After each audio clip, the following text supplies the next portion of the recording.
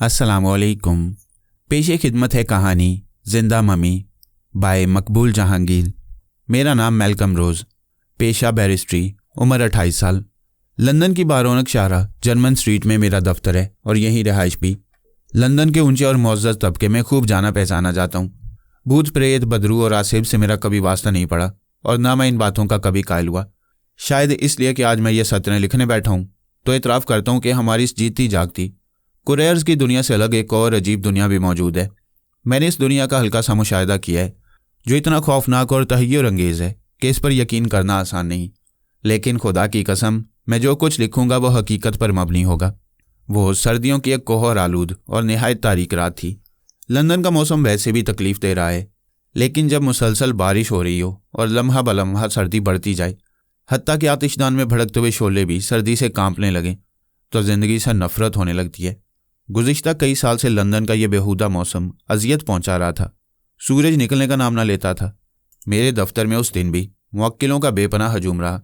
मगरिब के वक्त मेरे मुलाजिम ने ऐलान किया कि अब कोई मुवक्किल बाकी नहीं रहा और उसने दफ्तर का दरवाज़ा बंद कर दिया। तब मैंने इत्मीनान का सांस लिया और दिल में सोचा कि चंद रोज़ कामिल आराम करना ज़रूरी है।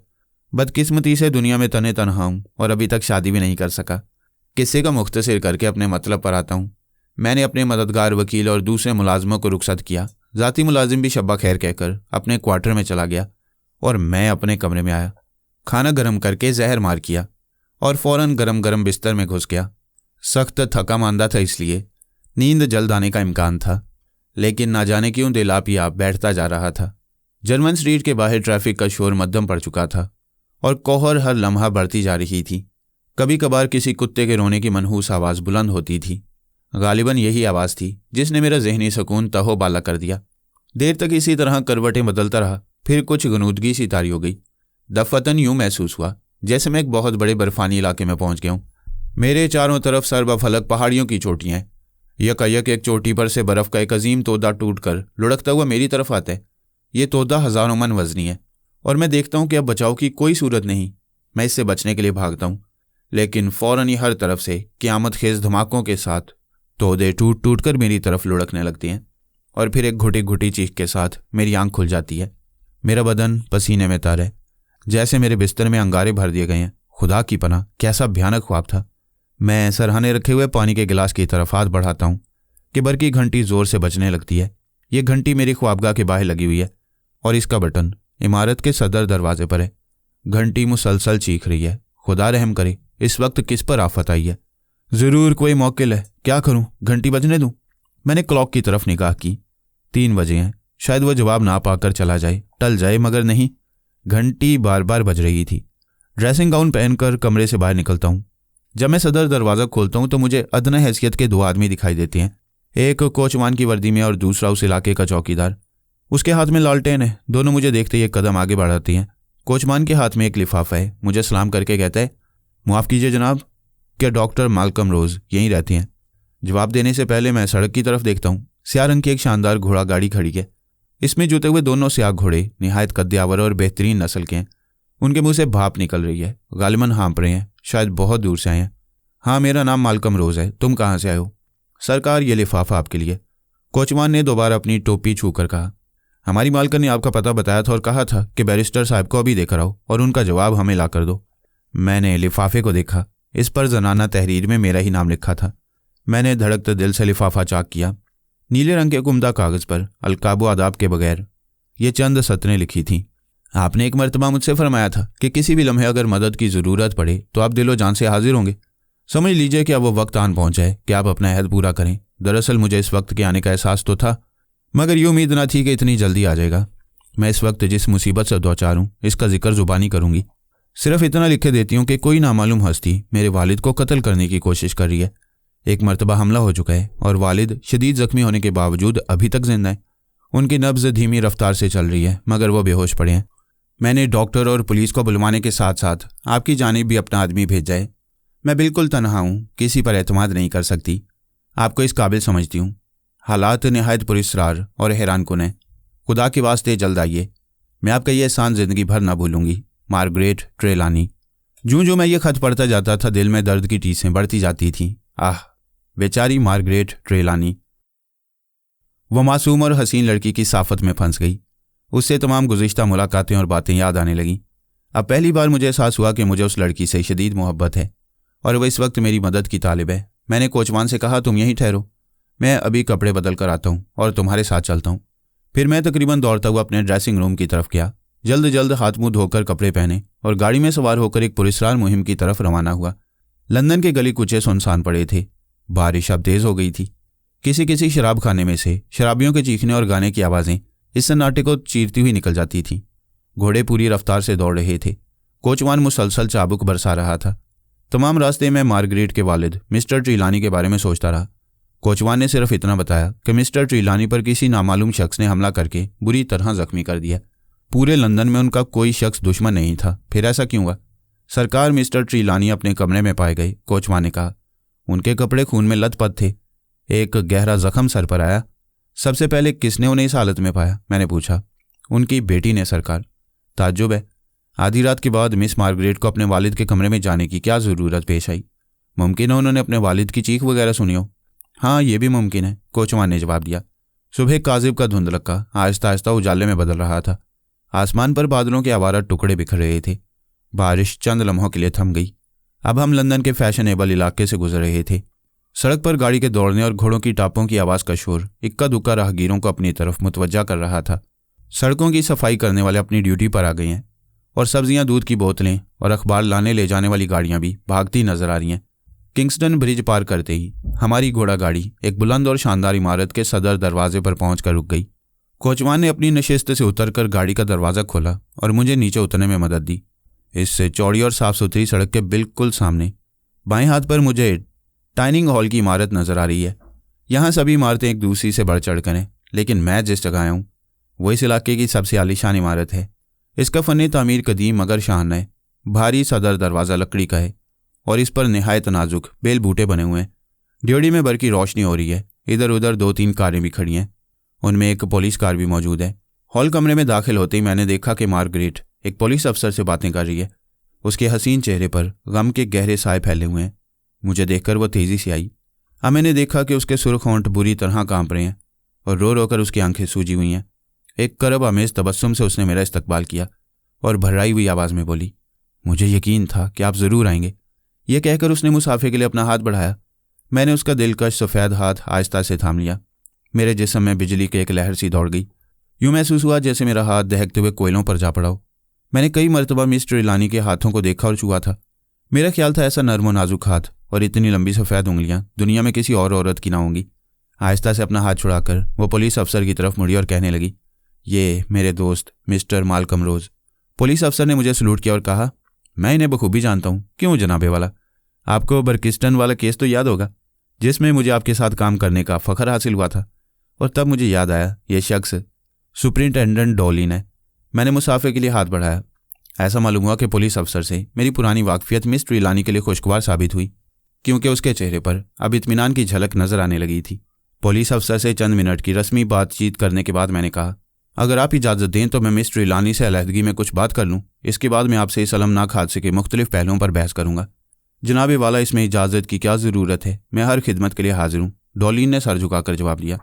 मैं मिस ट्रिलानी के साथ इस अजीम इमारत के बरामदों और गैलरियों से गुजरता हुआ एक खुशनुमा कमरे में दाखिल हुआ। इस कमरे का दूसरा दरवाज़ा इमारत के वसी और हरे भरे लॉन में खुलता था। अब मैंने गहरी नज़रों से इस कमरे का जायज़ा लिया। दरवाज़ों और खिड़कियों पर भारी स्याह रंग के रेशमी पर्दे लटक रहे थे और चारों तरफ सजा हुआ फर्नीचर इतना बेशकीमत था कि एक लम्हे के लिए मेरी आंखें खुली की खुली रह गईं। फिर मुझे मिस ट्रिलानी के वालिद की बेपनाह दौलत याद आई और उसके जुनून का भी एहसास हुआ कि दुनिया भर से तरह तरह के नवादिर जमा करके लाना और इस मकान में सजाना उसका बेहतरीन मशगला था। हकीकत यह है कि मकान क्या था, एक नादरे रोज़गार म्यूज़ियम था। इमारत के बेशुमार कमरों, गैलरियों, तहखानों और राहदारियों में अनगिनत तारीखी और इंतहाई कीमती अशिया शोकेसों में सजी हुई थी। कालीन, फर्नीचर, बर्तन, हथियार, जानवरों की खालें, मुजस्मे, कब्रों के कतबे, कदीम इमारतों और मकबरों की चौबी दीवारें और दरवाजे, बादशाहों के इस्तेमाल की सदा चीज़ें, हीरे जवाहरात, पुरानी किताबें और मिस्र के बादशाहों और शहजादे शहजादियों के हराम से लाई हुई बहुत सी हनूदशुदा लाशें। वो अफ्रीका, एशिया और यूरोप की मुर्दा ज़ुबानें माहिराना अंदाज में जानता था और हज़ारों साल कदीम मिस्री तहजीब व तमद्दुन के ठोस मुताले और आसार के मुशाहदे में कोई उसका सानी न था। फिरौनों के मकाबिर की दीवारों पर खुदे हुए नकूश और तस्वीरों को वह यूं फर पड़ता कि बड़े बड़े माहिरीन आसार कदीमा हैरान रह जाते। उसने बेशुमार गुमशुदा मकबरों का सुराग लगाया, उनकी खुदाई की और बेशबहा खजानों का मालिक बन गया। मुझे मालूम था कि अपने ज़ौक़ और फ़न के आदमियों के सिवा उसका मेलजोल किसी से ना था। उसकी बीवी मर चुकी थी और उसके वतन से ट्रिलानी की यही एक लड़की थी जिसे उसने तमाम मुसाइब और तकलीफ से दूर अमेरिका के एक आला दर्जे के हॉस्टल में रखा और काबिल उस्तादों की मदद से इसकी परवरिश और तरबियत की। लड़की को चूंकि अपने बाप के पास रहने का ज़्यादा मौका नहीं मिला था, इसलिए वो उसके बारे में कुछ ज़्यादा ना जानती थी। उसके बाप ने मिस्र की एक ताज़ा मुहिम से वापस आने के बाद लंदन में रहने का फ़ैसला कर लिया था, शायद इसलिए कि उसकी बेटी जवान हो चुकी थी और अब उसका गैरों में रहना ठीक ना था। लेकिन इतने बड़े और आलीशान मकान में जो अजीबोगरीब नवादिर से पिटा हुआ था और जिसमें मिस्री मम्मियों की बड़ी तादाद शोकेसों में बंद थी, नौजवान लड़की का दम घुटता था। उसे अपने घर में बदरूहों की मौजूदगी का एहसास होता और ये तमाम बातें उसने मुझे एक महफिल में मुलाकात के दौरान बताई थी। उसका बाप सिर्फ नाश्ते के वक्त अपने कमरे से निकलता, वरना सारा सारा दिन और सारी सारी रात कमरे में बंद ना जाने क्या करता था। घर के किसी मुलाजिम को मुकर्रर औकात के अलावा उसके कमरे में जाने की इजाज़त न थी। शक्ल सूरत और कद्दो कामत के एतबार से वो निहायत बारोब आदमी था और उम्र के 60 साल गुजारने के बावजूद अब भी इतनी जान रखता था कि अच्छे खासे जवान आदमी के घूंसा मार दे तो पानी न मांगे। लेकिन ताज्जुब था कि ऐसे शख्स पर किसी ने हमला किया और शायद घायल करके फरार हो गया। एक नरम और शानदार सोफे पर मुझे बैठने का इशारा करके वो खुद सामने पड़ी हुई आबनूस की कुर्सी पर बैठ गया। चंद लम्हे खामोश रहने के बाद उसने शीरी और दिल मोह लेने वाले लहजे में कहा, मिस्टर मालकम रोज़, मेरी समझ में नहीं आता कि आपकी आमद का शुक्रिया किन अल्फाज में अदा करूं। सच पूछिए तो इस मकान के चप्पे चप्पे से मुझे खौफ आता है, जी चाहता है यहाँ से भाग जाऊं। एक सानिया के लिए वो रुकी और फिर बोली, अगरचे आपसे भी मेरी शनासाई की मुद्दत कुछ ज़्यादा नहीं, ताहम चंद मुलाकातों के बाद मैंने अंदाज़ा किया था कि आप अच्छे आदमी हैं और फिर आपका वो कॉल भी मुझे याद है कि जब ज़रूरत पड़े आप मेरी मदद करेंगे। इसी ख्याल के ज़ेर असर मैंने आपको जहमत दी है। मैंने पूरे एतमाद से जवाब दिया, मैं हर मुमकिन खिदमत के लिए हाजिर हूँ, आप मेरी जहमत का कोई ख्याल न फरमाइए। अब मैं पूरा किस्सा आपकी ज़ुबानी सुनने के लिए बेचैन हूँ। देखिए, मैं अर्ज़ करती हूँ, असल वाक़यात ये हैं कि आधी रात के बाद अचानक मेरी आँख खुली। मेरा कमरा वालिद की ख्वाबगाह से करीबी है। इतना एहसास हुआ कि मैंने एक अजीब सी आवाज़ सुनी थी। मैं पूरी तरह तशरीह नहीं कर सकती कि आवाज़ किस किस्म की थी, ताहम इसका असर इतना मजबूत था कि मेरा दिल ज़ोर ज़ोर से धड़कने लगा और जिस्म के रोंगटे सरसराने लगे। चंद लम्हों बाद मैंने यही पुरस्रार आवाज़ दोबारा सुनी और इस मरतबा मालूम हुआ कि ये मेरे वालिद के कमरे से आई थी। कभी कभी मुझे वालिद के चलने फिरने और अपने आप बातें करने की आवाज़ें भी सुनाई दिया करती थी, क्योंकि वो रात गए तक काम करने के आदी हैं और बाज़ औक़ात तो सुबह सादिक तक कुछ ना कुछ करते ही रहती हैं। ना मालूम क्या क्या, ये मुझे आज तक पता ना चला। एक मरतबा मैंने इस ख्याल से कि रात भर जागने से उनकी सेहत पर बुरा असर पड़ेगा दरख्वास्त की थी कि अब्बा आप इतनी देर तक काम ना किया करें। यह सुनकर वो सख्त नाराज़ हुए और फिर उनके सफ़ेद नौकीले दांत देखकर दहशत के मारे मेरा बुरा हाल हो गया। उस वक्त वो किसी खूंखार भेड़िए की मानंद नजर आ रहे थे, मगर दूसरे ही लम्हे उनकी हालत बदल गई और उन्होंने नरमी से मुझे समझाया कि आइंदा ऐसी बात ना कहना, मैं अपना काम काज रात ही के वक्त किया करता हूँ। खैर, मैंने उस आवाज़ पर गौर किया, तब एहसास हुआ कि ये मेरे वालिद के चलने फिरने की आवाज़ तो नहीं, अलबत्ता कोई शख्स ज़ोर ज़ोर से सांस ले रहा है, या फिर ये खराटे तो कभी नहीं लेते। फिर यूँ सुनाई दिया जैसे कोई चीज़ फर्श पर घसीटी जा रही हो। आवाज़ कभी तेज़ हो जाती कभी मध्यम। मुझसे रहा ना गया, अपने बिस्तर से उठी और दबे पाँव वालिद के कमरे की तरफ चली। बाहर बरामदे में घुप अंधेरा था और मैं दरवाजे के साथ लगकर आवाज़ सुनने लगी। फिर मैंने दरवाजे का हैंडल आहिस्ता से घुमा दिया। दरवाज़ा किसी हल्की सी आवाज़ के बगैर खुल गया। कमरे में रोशनी की कोई किरण न थी। चंद लम्हे बाद मुझे खिड़कियों के किनारे दिखाई दिए। सांस लेने की आवाज़ अब मुसलसल आ रही थी, जैसे कोई हाँफ रहा हो। मैंने जुर्रत करके कमरे में कदम रखा और जल्दी से दाएं हाथ दीवार पर लगा हुआ बरकी कुमकुमे का बटन दबा दिया। बटन दबाते ही कमरा रोशनी से जगमगा उठा। सबसे पहले मेरी निगाह वालिद के बिस्तर पर गई। सफ़ेद चादर पर शिकने पड़ी थी और सुर्ख कंबल एक तरफ ढलका हुआ था, लेकिन वालिद बिस्तर पर ना थे। मैं एक कदम और आगे बढ़ी। अब मैंने देखा कि बिस्तर के दरमियान में ताज़ा खून का बहुत बड़ा दाग फैला हुआ है। फिर खून के छोटे बड़े धब्बे चादर के किनारे पर नजर आए। खौफ से मेरे दिल की हरकत जैसे बंद होने लगी। बड़ी मसारी के दूसरी तरफ से सांसों के जीरो बॉम्ब की आवाज़ मुसलसल आ रही थी। मेरी टांगें थरथरा रही थी और हाथ लरज रहे थे। चंद कदम और आगे बढ़ी और फिर मैंने देखा कि मिस ट्रिलानी ने दोनों हाथों से अपना हसीन चेहरा छुपा लिया और सिसकियां भरने लगी। मैंने देखा कि वालिद आहनी सेफ के पास औंधे मुंह पड़े हैं और उनके इर्द गिर्द खून ही खून बिखरा हुआ है। गाढ़ा, ताज़ा, गर्म और सुरख सुरख खून, मगर वो अभी तक जिंदा थे। उनका सीना हरकत कर रहा था और सांस की आवाज़ नाक के रास्ते बाहर निकल रही थी। वालिद शब ख्वाबी के लिबास में थे। मैंने देखा उनकी बाईं आस्तीन फटी हुई है और हाथ सेफ की तरह इस अंदाज में फैला हुआ है जैसे सेफ को बचाने की कोशिश कर रहा हो, लेकिन इस हाथ पर कोहनी से लेकर कलाई तक निहायत गहरा घाव था, जैसे किसी दरिंदे ने अपने नोकीले पंजे से उधेड़ कर रख दिया हो। पूरा बाजू खून में लुथरा हुआ था और तेज़ रोशनी में कटी हुई रगें मुझे साफ नजर आ रही थी। हैरत अंगेज बात यह थी कि उनकी कलाई में सोने की एक चूड़ी भी थी। मैंने इससे पेशतर ये चूड़ी उनकी कलाई में कभी नहीं देखी थी। उसने रुमाल से आंसू पहुंचे और किसी गहरी सोच में खो गई। मैंने कहा, इसमें हैरान होने की क्या बात है? बहुत से मर्द तलाई चूड़ियाँ पहनते हैं। मसलन ये रस्म है कि अगर मुलजिम को सजाए मौत दी जाए तो जज कभी कभी स्याह रंग की चूड़ी पहन लेते हैं। बहरहाल आप अपना बयान जारी रखिए। ये सदमा मेरे लिए नाकाबिले बर्दाश्त था और करीब था कि मैं बेहोश हो जाऊं, मगर मैंने अपने आप को संभाला और मुलाजमों को बुलाने के लिए बरकी घंटी बजाई। फिर इतना याद है कि कमरा घर के मुलाजमों, खादमाओं और ना जाने किन किन अफराद से भर गया था। खादमाएँ और बैर बेख्तियार चीखने, चिल्लाने और रोने लगे। फिर उन्होंने वालिद को फर्श से उठाकर सोफे पर लिटा दिया। वो बिल्कुल बेहोश थे। हमारी हाउसकीपर मिसेस ग्रांट निहायत होशियार खातून है। उन्होंने डॉक्टर के आने से पहले वालिद के हाथ पर पट्टी बांधी ताकि और खून न बहे। वह जख्म खासा गहरा था और किसी चाकू या छुरी का मालूम ना होता था। मैंने उसी वक्त डॉक्टर और पुलिस को बुलाने के लिए आदमी दौड़ा दिए। मेरा जहन किसी हद तक माऊफ हो चुका था और समझ में ना आता था कि ये क्या हो गया और अब मुझे क्या करना चाहिए। फिर यकायक आपका ख्याल आया और मैंने ख़त लिखकर अपने कोचवान को आपके पास भेजा। इस हादसे के 15-20 मिनट बाद डॉक्टर वेंचेस्टर यहाँ आ गए और जल्दी जल्दी वालिद के हाथ की ड्रेसिंग की। अब वो चंद ज़रूरी इंजेक्शन और दवाएं लेने गए हैं, गालिबन अब आते ही होंगे। मिस ट्रीलानी ने अल्फाज के साथ अपना बयान ख़त्म कर दिया। कमरे में चंद मिनट तक खामोशी छाई रही। फिर मैंने उसका हाथ पकड़ा और दरवाज़ा खोलकर बाहर हॉल में आया। डॉलिन बेचैनी से इधर उधर टहल रहा था। मुझे देखते ही वो तीर की तरह मेरे पास आया और कहने लगा, ये निहायत पुरअसरार और नाकाबिले फ़हम वारदात है जनाब। मैंने हर चीज़ का मुआयना किया है, मगर अभी तक ये गुत्थी सुलझाने से कासिर हूँ। बहरहाल जल्द या बदेर यह मामला रोशनी में आ जाएगा।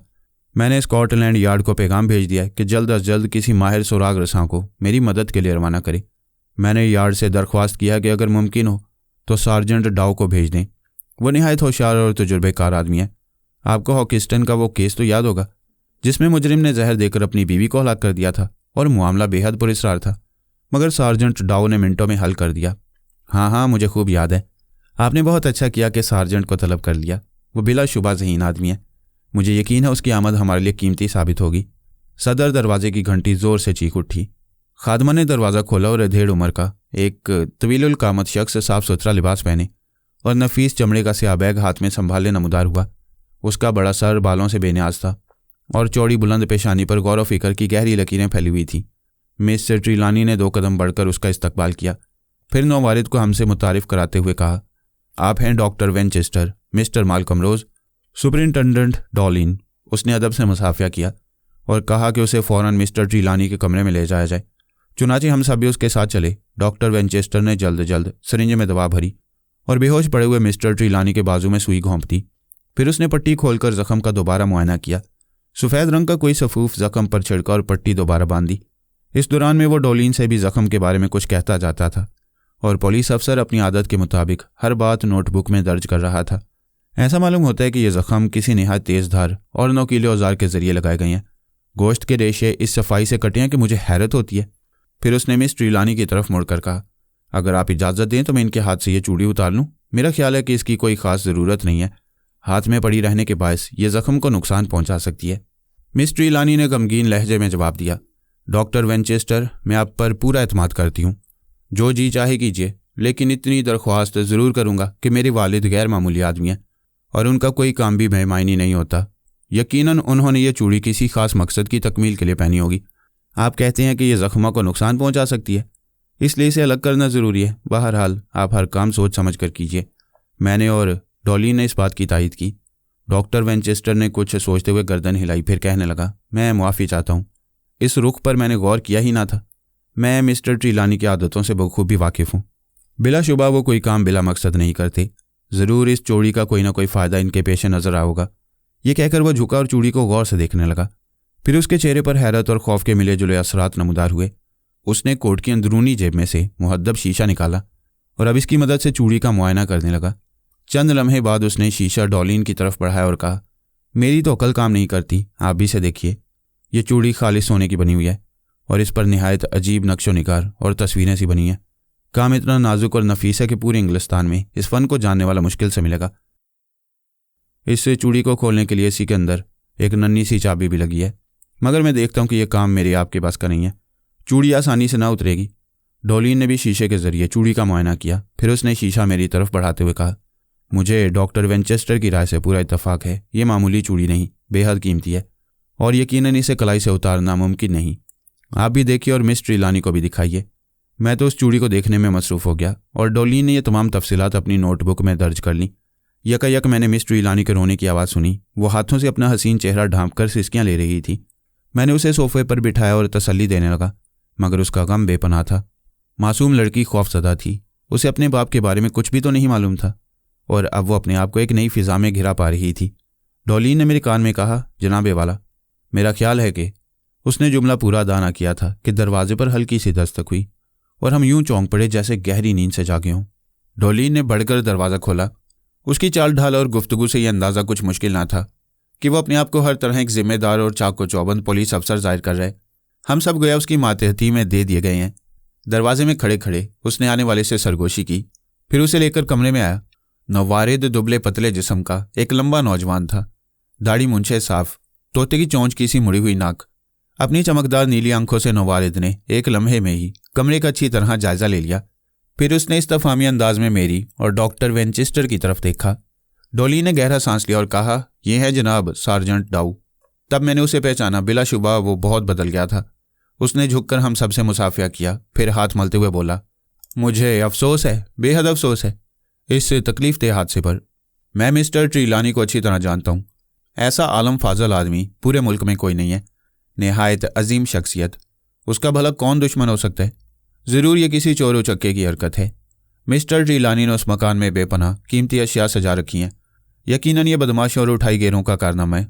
फिर उसने मिस्टर ट्रिलानी का सर से पैर तक बगौर जायजा लिया। कमरे में घूम फिर कर हर चीज़ को देखा। उसके होंठ सख्ती से भिंचे हुए थे और चेहरे की रंगत बार बार बदल रही थी। यकलख्त वो मेरी तरफ मुड़ा और कहने लगा, कहिए जनाब, आपकी मजाज कैसे हैं? यकीनन आप मुझे भूले ना होंगे। वो हॉकिस्टन वाला केस?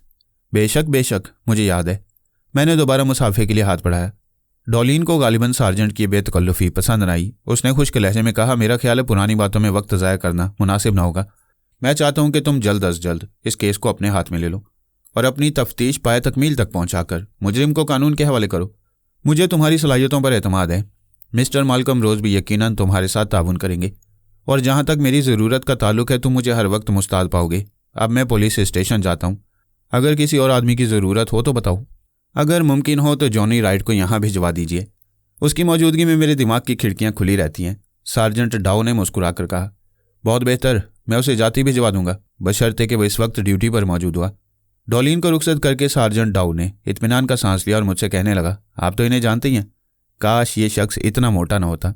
अब वो डॉक्टर वेंचेस्टर की तरफ मुतवज्जा हुआ। उसका नाम और पता अपनी डायरी में दर्ज करने के बाद सार्जेंट ने कहा, मेरी राय में आप इस केस की एक मुकम्मल रिपोर्ट तैयार करके मुझे दे दें ताकि ज़रूरत पड़े तो मैं ये रिपोर्ट पुलिस हेडक्वार्टर भिजवा दूँ। बहुत बेहतर, वेंचेस्टर ने कहा और अपने काम में मसरूफ़ हो गया। अब सार्जेंट ने बारी बारी मेरी और मिस ट्रिलानी की तरफ देखा। देखिए, मैं आप लोगों को किसी किस्म की मज़ीद परेशानी में मुब्तला नहीं करना चाहता।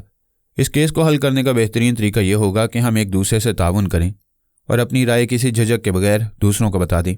मैं पहले मिस ट्रिलानी से दरख्वास्त करूंगा कि वह अपने वालिद के बारे में तफसील से मुझे बताएं। किसी बात को मामूली समझकर नज़रअंदाज ना कीजिएगा। मुमकिन है आपके नज़दीक वो बात गैर अहम हो और मेरे नज़दीक इंतहाई अहम। मुझे अफसोस है कि मैं कुछ ज़्यादा ना बता सकूंगी।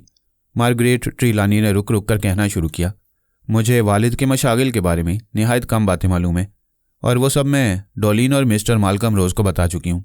बहुत खूब, बहुत खूब। आपकी निहायत मेहरबानी होगी अगर वही बातें मुझे भी बता दी जाएं। देखिए, इस तरह हम बहुत जल्द किसी नतीजे पर पहुंच सकेंगे। इस मौके पर मैंने कुछ कहने की कोशिश की, लेकिन मार्गरेट ने हाथ के इशारे से मुझे मना किया और वह तमाम वाक़या तफसील से सार्जेंट को सुना दिया जो थोड़ी देर पहले इस इमारत में पेश आया था। जब तक वो बोलती रही, सार्जेंट अपनी जगह बेहिस हरकत खड़ा रहा और जब उसका बयान ख़त्म हो गया तो सार्जेंट ने सवालात शुरू किए। मैं आपका शुक्रिया अदा करता हूँ मिस ट्रिलानी, और अब मैं आपकी इजाज़त से इस कमरे का मुआयना करना चाहता हूँ। मगर ये तो फरमाइए कि जब आपने अपने वालिद के कमरे के बाहर खड़ी थी तब आपने वो पुरस्रार आवाज़ सुनी थी या आप अपने कमरे में थी? मैं उस वक्त अपने कमरे में थी। जैसा कि मैं कह चुकी हूँ, सुबह होने ही वाली थी कि ये आवाज़ मेरे कानों में आई। मैं गनूदगी के आलम में थी और ये आवाज़ सुनकर चौंक गई। चंद लम्हों बाद मैंने यही आवाज़ दोबारा सुनी। मैं फ़ौरन अपने कमरे से निकली और वालिद के कमरे की तरफ आई। मैंने देखा कि उनके कमरे का दरवाज़ा बंद है। कोई शख्स भी ना वहाँ दाखिल हो सकता था और ना वहाँ ऐसे आसार थे जिनसे जाहिर होता कि कोई उनके कमरे के करीब आए, और ना मैंने किसी को देखा। सार्जेंट ने इस बात में कई बार गर्दन हिलाई। फिर वह मिस्टर ट्रिलानी के बिस्तर की तरफ गया और एहतियात से इसका मुआयना किया।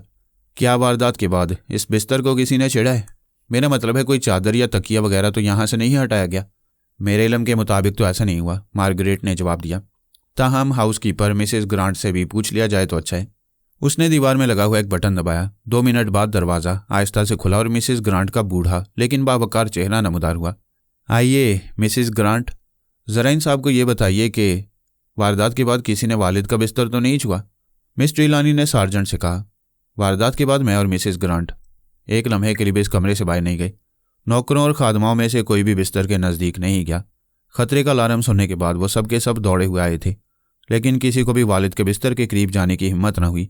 और जैसा कि मैंने अभी आपको बताया, वालिद उस आनी सेफ के पास बेहोश पड़े थे, लिहाजा सभी की तवज्जो वालिद पर थी। उनके बिस्तर पर किसी ने ध्यान न दिया। इसके फ़ौरन बाद ही मैंने सबको वहाँ से चले जाने का हुक्म दिया। सार्जेंट ने मुहद्दब शीशे के जरिए बिस्तर का बगौर मुआयना शुरू किया। वो बड़ी एहतियात से चादर को छूता और तकिए को जहाँ से उठाता वहीं रखता। फिर उसने मसारी के साथ ही एक बंद दरवाजे को देखा और आहिस्ता आहिस्ता आनी सेफ के करीब जा पहुंचा। यहाँ खून बड़ी मिकदार में बिखरा हुआ था। सार्जेंट ने सेफ के अगले हिस्से का 1-1 इंच गौर से देखा, लेकिन कोई खास बात दरियाफ्त न हुई।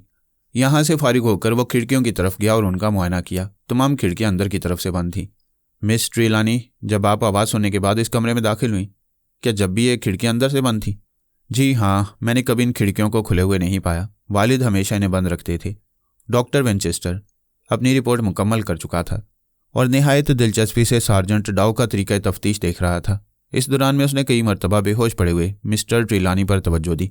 उनकी नब्ज़ देखी, सर और गले का मुआयना किया, उनके सीने पर कान लगाकर दिल की धड़कन भी सुनी। ऐसा मालूम होता था कि उनकी इस मुसलसल बेहोशी का राज जानने की फ़िक्र में है। यकायक सार्जेंट ने डॉक्टर विंचेस्टर की तरफ मुतवज्जा होकर कहना शुरू किया, साहब, बात यह है कि मामला बेहद अहम और नाकाबिले फ़हम मालूम होता है, जहाँ तक मैं समझ सका हूँ। कुछ यूँ है कि कोई नामालूम शख्स इस सेफ को खोलने की कोशिश में था कि मिस्टर ट्रिलानी जाग उठे और हमलावर उन्हें शदीद जख्मी करके भाग गया। मैंने सेफ के कुफल को भी देखा है, उस पर 7 हरूफ खुदे हुए हैं और गालिबन उन्हीं की खास तरतीब के बाद ये कुफल खुलता या बंद होता है, या शायद इस तरतीब के बगैर भी इसे बंद करने का कोई और तरीका हो। बहरहाल मैंने देख लिया है कि यह चार्टवुड कंपनी का बना हुआ है। मैं उन लोगों से मालूम करूँगा। खैर, ये तो बाद की बातें हैं। डॉक्टर साहब, कोई ऐसी बात जो आप मुझे बताना चाहते हो इस रिपोर्ट के अलावा? डॉक्टर विंचेस्टर ने कहा, मेरे पास आपको बताने के लिए कोई खास बात नहीं। मरीज की कैफियत और जो कुछ मैंने इस कमरे में देखा वो सब अपनी रिपोर्ट में लिख चुका हूँ। ताहम मुझे हैरत इस बात पर है कि मिस्टर ट्रिलानी के सर पर जख्म का हल्का सा निशान भी नहीं और ना अंदरूनी तौर पर कोई दिमागी ज़रब लगी है। फिर वो इतनी देर से बेहोश क्यों है? इस सवाल का जवाब यही मुमकिन है कि या तो इन्हें कोई नशावर चीज़ दी गई है या हिप्नोटाइज किया गया है। जहाँ तक किसी नशावर चीज़ का ताल्लुक है, मैं इसका इत्मीनान भी कर चुका हूँ। कोई ऐसी शय मिस्टर ट्रिलानी को नहीं दी गई, कम अज़ कम ऐसी शय का जिसका इल्म मुझे हो सकता है। तकरीबन तमाम नशावर दवाओं से मैं खूब वाकिफ़ हूँ, मगर मुसीबत यह है कि इस कमरे में हनूद की गई लाशों की ऐसी तेज़ बू फैली हुई है कि इसकी मौजूदगी में किसी और बू का सुराग लगाना मुमकिन नहीं। हो सकता है मिस्टर ट्रिलानी ने खुद कोई ऐसी चीज़ खा ली हो और इत्तफाक़ी तौर पर खुद को ज़ख्मी कर लिया हो। मैं देखता हूँ इस कमरे में खुद को ज़ख्मी कर लेने का खासा सामान मौजूद है। उसने दीवारों पर लगे हुए पुराने खंजरों और चाकुओं की तरफ इशारा किया। सार्जेंट डाउ ने नफ़ी में सर को जुम्बिश देते हुए कहा, मगर सवाल तो यह है कि जिस छुरे या चाकू से मिस्टर ट्रिलानी ज़ख्मी हुए हैं वो कहाँ है? मुझे ऐसी कोई चीज़ दिखाई नहीं दी। बहरहाल ये नुक्ता भी काबिल गौर है। जी हाँ, डॉक्टर ने अपनी ऐनक को नाक पर जमाते हुए कहा, ख्वाह मिस्टर ट्रिलानी ने अपने आप को ज़ख्मी किया हो या बाहर से आने वाले किसी शख्स ने, कोई हथियार ज़रूर इस्तेमाल किया गया है। क्या ये मुमकिन नहीं कि ज़ख्मी होने के बाद वह हथियार मिस्टर ट्रिलानी ने खुद इस आहनी सेफ में बंद कर दिया हो? सार्जेंट के लबों पर हल्का सा तबस्सुम नमूदार हुआ। उसने कहा, नहीं जनाब, ऐसा नहीं हो सकता। आप देखते हैं कि मिस्टर ट्रिलानी का बायां हाथ खून में लथपथ है, मगर सेफ पर खून का हल्का सा धब्बा भी मौजूद नहीं। आप ठीक कहते हैं सार्जेंट। मैंने पहली बार जुबान खोली और देखा कि मेरी इस तायद पर सार्जेंट का चेहरा खुशी से चमकने लगा। कमरे में देर तक खामोशी तारी रही। हर फर्द किसी गहरी सोच में गुम था। आखिर डॉक्टर की आवाज़ ने यह सन्नाटा तोड़ा। वो कह रहा था, जितनी जल्दी मुमकिन हो मिस्टर ट्रिलानी की निगरानी के लिए किसी तजुर्बेकार और होशियार नर्स का इंतज़ाम होना चाहिए। अगर मिस ट्रिलानी इजाज़त दें तो मैं खुद नर्स का इंतज़ाम कर दूंगा। मैं खुद उसे लेने जाता हूँ। इस दौरान में मेरी दरख्वास्त है कि कोई साहब यहाँ मौजूद रहें। मरीज को एक सानिया के लिए भी तनहा ना छोड़ा जाए, और मेरा मशवरा यह है कि नर्स के आ जाने के बाद मरीज को किसी दूसरे कमरे में मुंतकिल कर दिया जाए। इस कमरे की फिजा मरीज के लिए मुनासिब नहीं। मिस ट्रिलानी, क्या आप या मिसेस ग्रांट मरीज के पास मौजूद रहेंगे, कम अज़ कम मेरी वापसी तक? बेशक मैं यहाँ से नहीं जाऊंगी, मार्गरेट ने जवाब दिया और बढ़कर उस सोफे के एक कोने पर जा बैठी जिस सोफे पर उसका बाप बेहोशी के आलम में पड़ा था। अगर इस दौरान में मिस्टर ट्रिलानी होश में आ जाएं तो क्या तदाबीर इख्तियार की जाए। इस सिलसिले में डॉक्टर ने चंद ज़रूरी हदायत भी दी। इसके बाद रुखसत हो गया। सार्जेंट डाओ ने कहा, अब मुझे भी मसरूफ़ हो जाना चाहिए। सबसे पहले मैं ये सेफ और कुफल बनाने वाली कंपनी के दफ्तर में जाऊंगा और उनसे कुफल खोलने का राज मालूम करूंगा। इसके बाद स्कॉटलैंड यार्ड जाकर अपने चीफ को पूरी रिपोर्ट दूंगा और फिर यहाँ आ जाऊंगा। मेरा ख्याल है मुझे ज़्यादा देर तक बाहर न रहना पड़ेगा। मैं मिस्टर मालकम रोज से दरख्वास्त करूंगा कि अगर उन्हें कोई ख़ास मसरूफियत ना हो तो वो मेरी वापसी तक यहीं ठहरें। मैं अपनी सब मसरूफियात तर्क करके आया हूँ, मैंने जवाब दिया। अगरचे आज एक मुकदमे की तारीख है, ताहम मेरा नायब उसे बखूबी भुगत लेगा। मिस ट्रिलानी की आंखों से तशक्कर के बेपनाह जज्बात झलकने लगे। सार्जेंट ने कहा, जाने से पहले चाहता हूँ कि इस कमरे की बाज़ चीज़ों को देखभाल लूँ, बशर्ते कि मिस ट्रिलानी मुझे इजाज़त दे दें। ख़ास तौर पर मैं आपके वालिद की मेज़ और इस मेज़ की दराजें खोलने का ख्वाहिशमंद हूँ। मुमकिन है यहाँ से कोई ऐसी चीज़ मिल जाए जो हमें इस अनोखी वारदात का सुराग लगाने में मदद दे सके। मार्गरेट ने नरम लहजे में कहा, सार्जेंट, मैं तुम पर पूरा एतमाद करते हुए बखुशी इजाज़त देती हूँ कि जिस तरह चाहो करो। मैं तो सिर्फ ये चाहती हूँ कि वालिद जिस आफत से दो चार हैं वो आफत टल जाए और किसी तरह उनकी जान बचे। शुक्रिया, बहुत बहुत शुक्रिया। मैं आपके एतमाद को ठेस ना पहुँचाऊँगा, सार्जेंट ने अदब से गर्दन झुकाकर जवाब दिया और सबसे पहले ड्रेसिंग टेबल की तरफ गया। इसकी दराजें तकरीबन खाली पड़ी थीं और इनमें कोई काबिल ज़िक्र चीज़ ना थी। फिर उसने राइटिंग टेबल की तलाशी लेनी शुरू की। यहाँ से कागजात बरामद हुए। अचानक उसके मुंह से हल्की सी चीख निकली और हम चौंक कर उसकी तरफ देखने लगे। जर्द रंग का एक मोटा सा लिफाफा उसके हाथ में था जिसके ऊपर लाख की मोहरें लगी थीं। सार्जेंट ने यह लिफाफा मार्गरेट की तरफ बढ़ाते हुए कहा, यह गालिबन आपके वालिद का खत आपके नाम है। मार्गरेट ने कामते हाथों से लिफाफा थाम लिया और गौर से देखा। वाकई उन्हीं की तहरीर है, मैं बखूबी पहचानती हूँ। उसके चेहरे का रंग हर आन मुतगय्यर हो रहा था। फिर उसने मोहरें तोड़कर जल्दी से लिफाफा चाक किया और एक लंबा सफ़ेद कागज़ निकालकर पढ़ना शुरू किया। सार्जेंट डाओ टिकटिकी बांधे मार्गरेट को तक रहा था। गालिबन वो उसके चेहरे के तासुरात से यह भांपने की कोशिश कर रहा था कि ख़त का मजमून क्या है। चंद मिनट इसी तरह गुजर गई। मार्गरेट ने इस दौरान कई बार खत पढ़ा और हम दोनों आदमियों की मौजूदगी से बिल्कुल बेखबर होकर किसी गहरी सोच में गुम हो गई। उसकी आंखें फर्श पर गड़ी थी और जिस्म बेहिस्सो हरकत था। यकयक जैसे वो होश में आ गई और कुछ कहे बगैर उसने वो खत सार्जेंट की तरफ पढ़ा दिया। अब सार्जेंट पर वही कैफियत तारी हो गई जो थोड़ी देर पहले मार्गरेट पर तारी थी। मैं देख रहा था कि सार्जेंट गिरदो पेश से बेखबर खत में खो चुका है। उसके होंठ सख्ती से भिंचे हुए थे और आंखें तारा बनी खत पर गड़ी थी। मैंने मार्गरेट की जानिब देखा, वो भी मुझे देख रही थी। निगाहें चार होते उसने गर्दन झुका ली और शर्म से उसका हसीन और दिलकश चेहरा गुलनार हो गया। मेरा दिल बुरी तरह धड़कने लगा और पेशानी पर पसीने के कतरे उभर आए। इतने में सार्जेंट की आवाज़ कमरे में गूंजी, मिस ट्रिलानी, मैंने ये ख़त गौर से पढ़ा है। क्या आपको पूरा यकीन है कि ये तहरीर आपके वालिद ही की है? इसमें कहीं शक व शुबे की गुंजाइश तो नहीं? मैं पूरे यकीन से कह सकती हूँ कि तहरीर उन्हीं के कलम की है और लिफाफे पर जो मोहरें लगी हैं वो भी मेरे वालिद की हैं।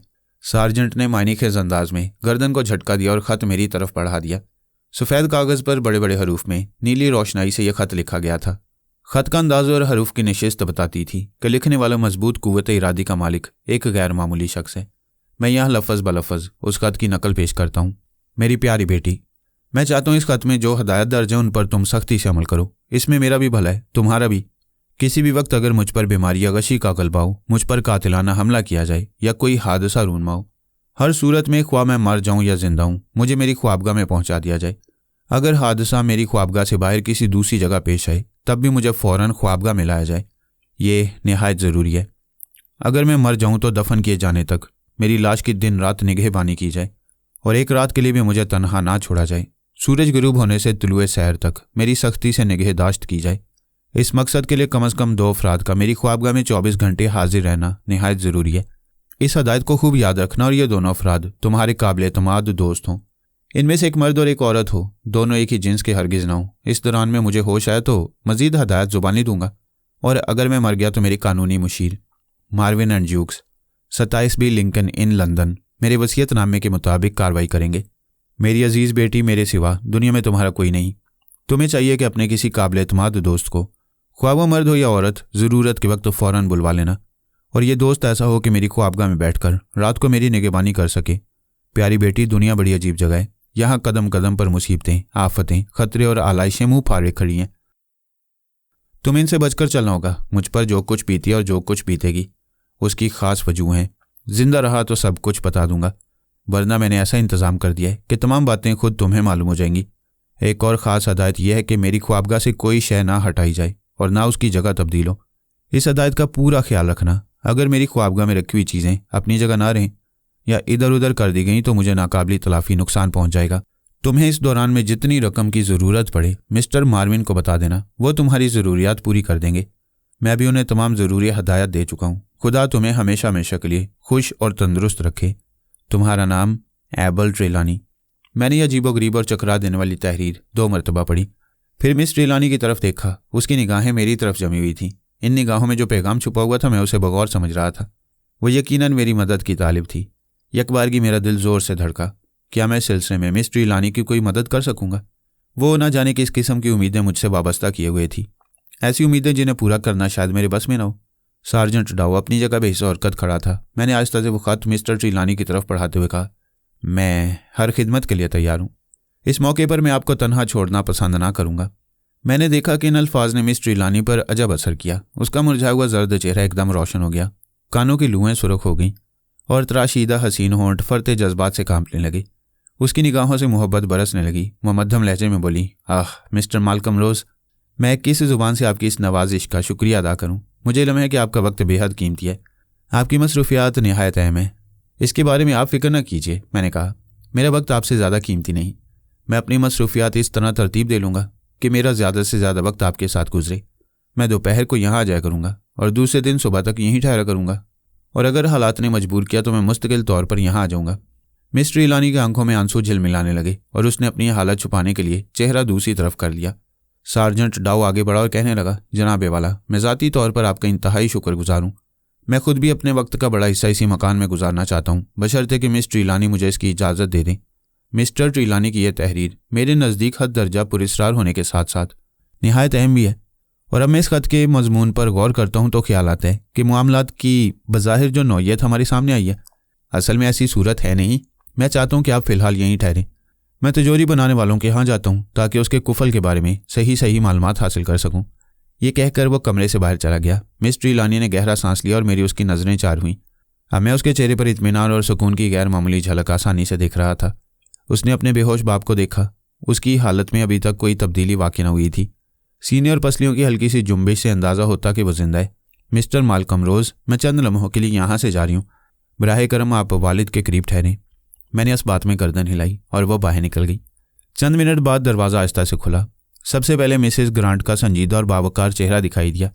उसके पीछे इसी मकान की 2 खादमाएं और 2 नौकर, और सबसे आखिर में मिस ट्रेलानी शाहाना अंदाज से कमरे में दाखिल हुई। उन सबके चेहरों पर अफसुर्दगी और गम के साए फैले हुए थे। नौकरों ने जल्द जल्द लोहे का बना हुआ एक फोल्डिंग पलंग कमरे में बिछाया। इस पर नरम गद्दे और चादरें डाली। फिर मिस्टर ट्रेलानी को उन सब ने मिलजुल कर सोफे से उठाया और आहिस्ता से पलंग पर लिटा दिया। मिस ट्रेलानी ने पलंग के नज़दीक एक कुर्सी घसीट ली और निगरानी के लिए तैयार होकर बैठ गईं। खादमाई और मुलाजिम एक एक करके बाहर निकल गए। अब मैंने पहली बार इस कमरे का गहरी नज़र से जायजा लिया।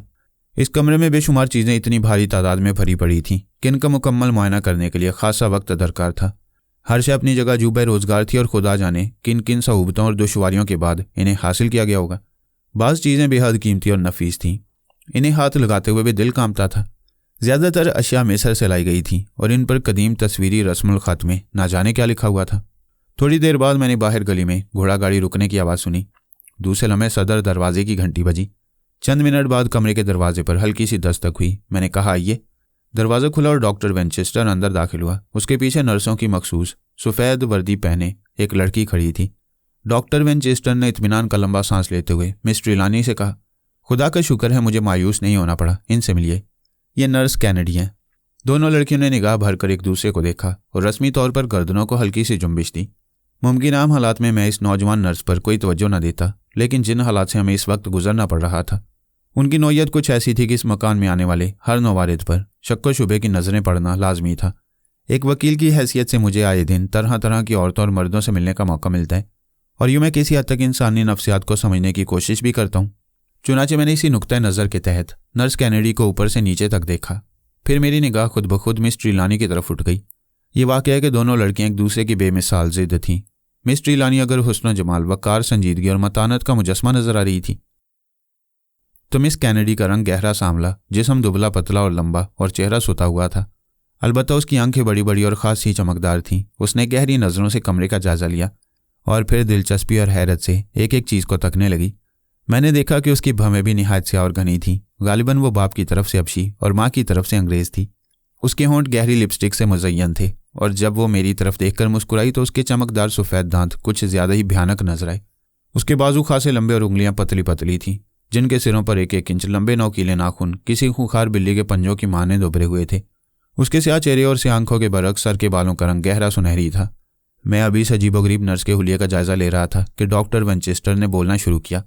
वो नर्स को उसकी जिम्मेदारियों से आगाह कर रहा था और वो गहरी तवज्जो से डॉक्टर की बातें सुन रही थी।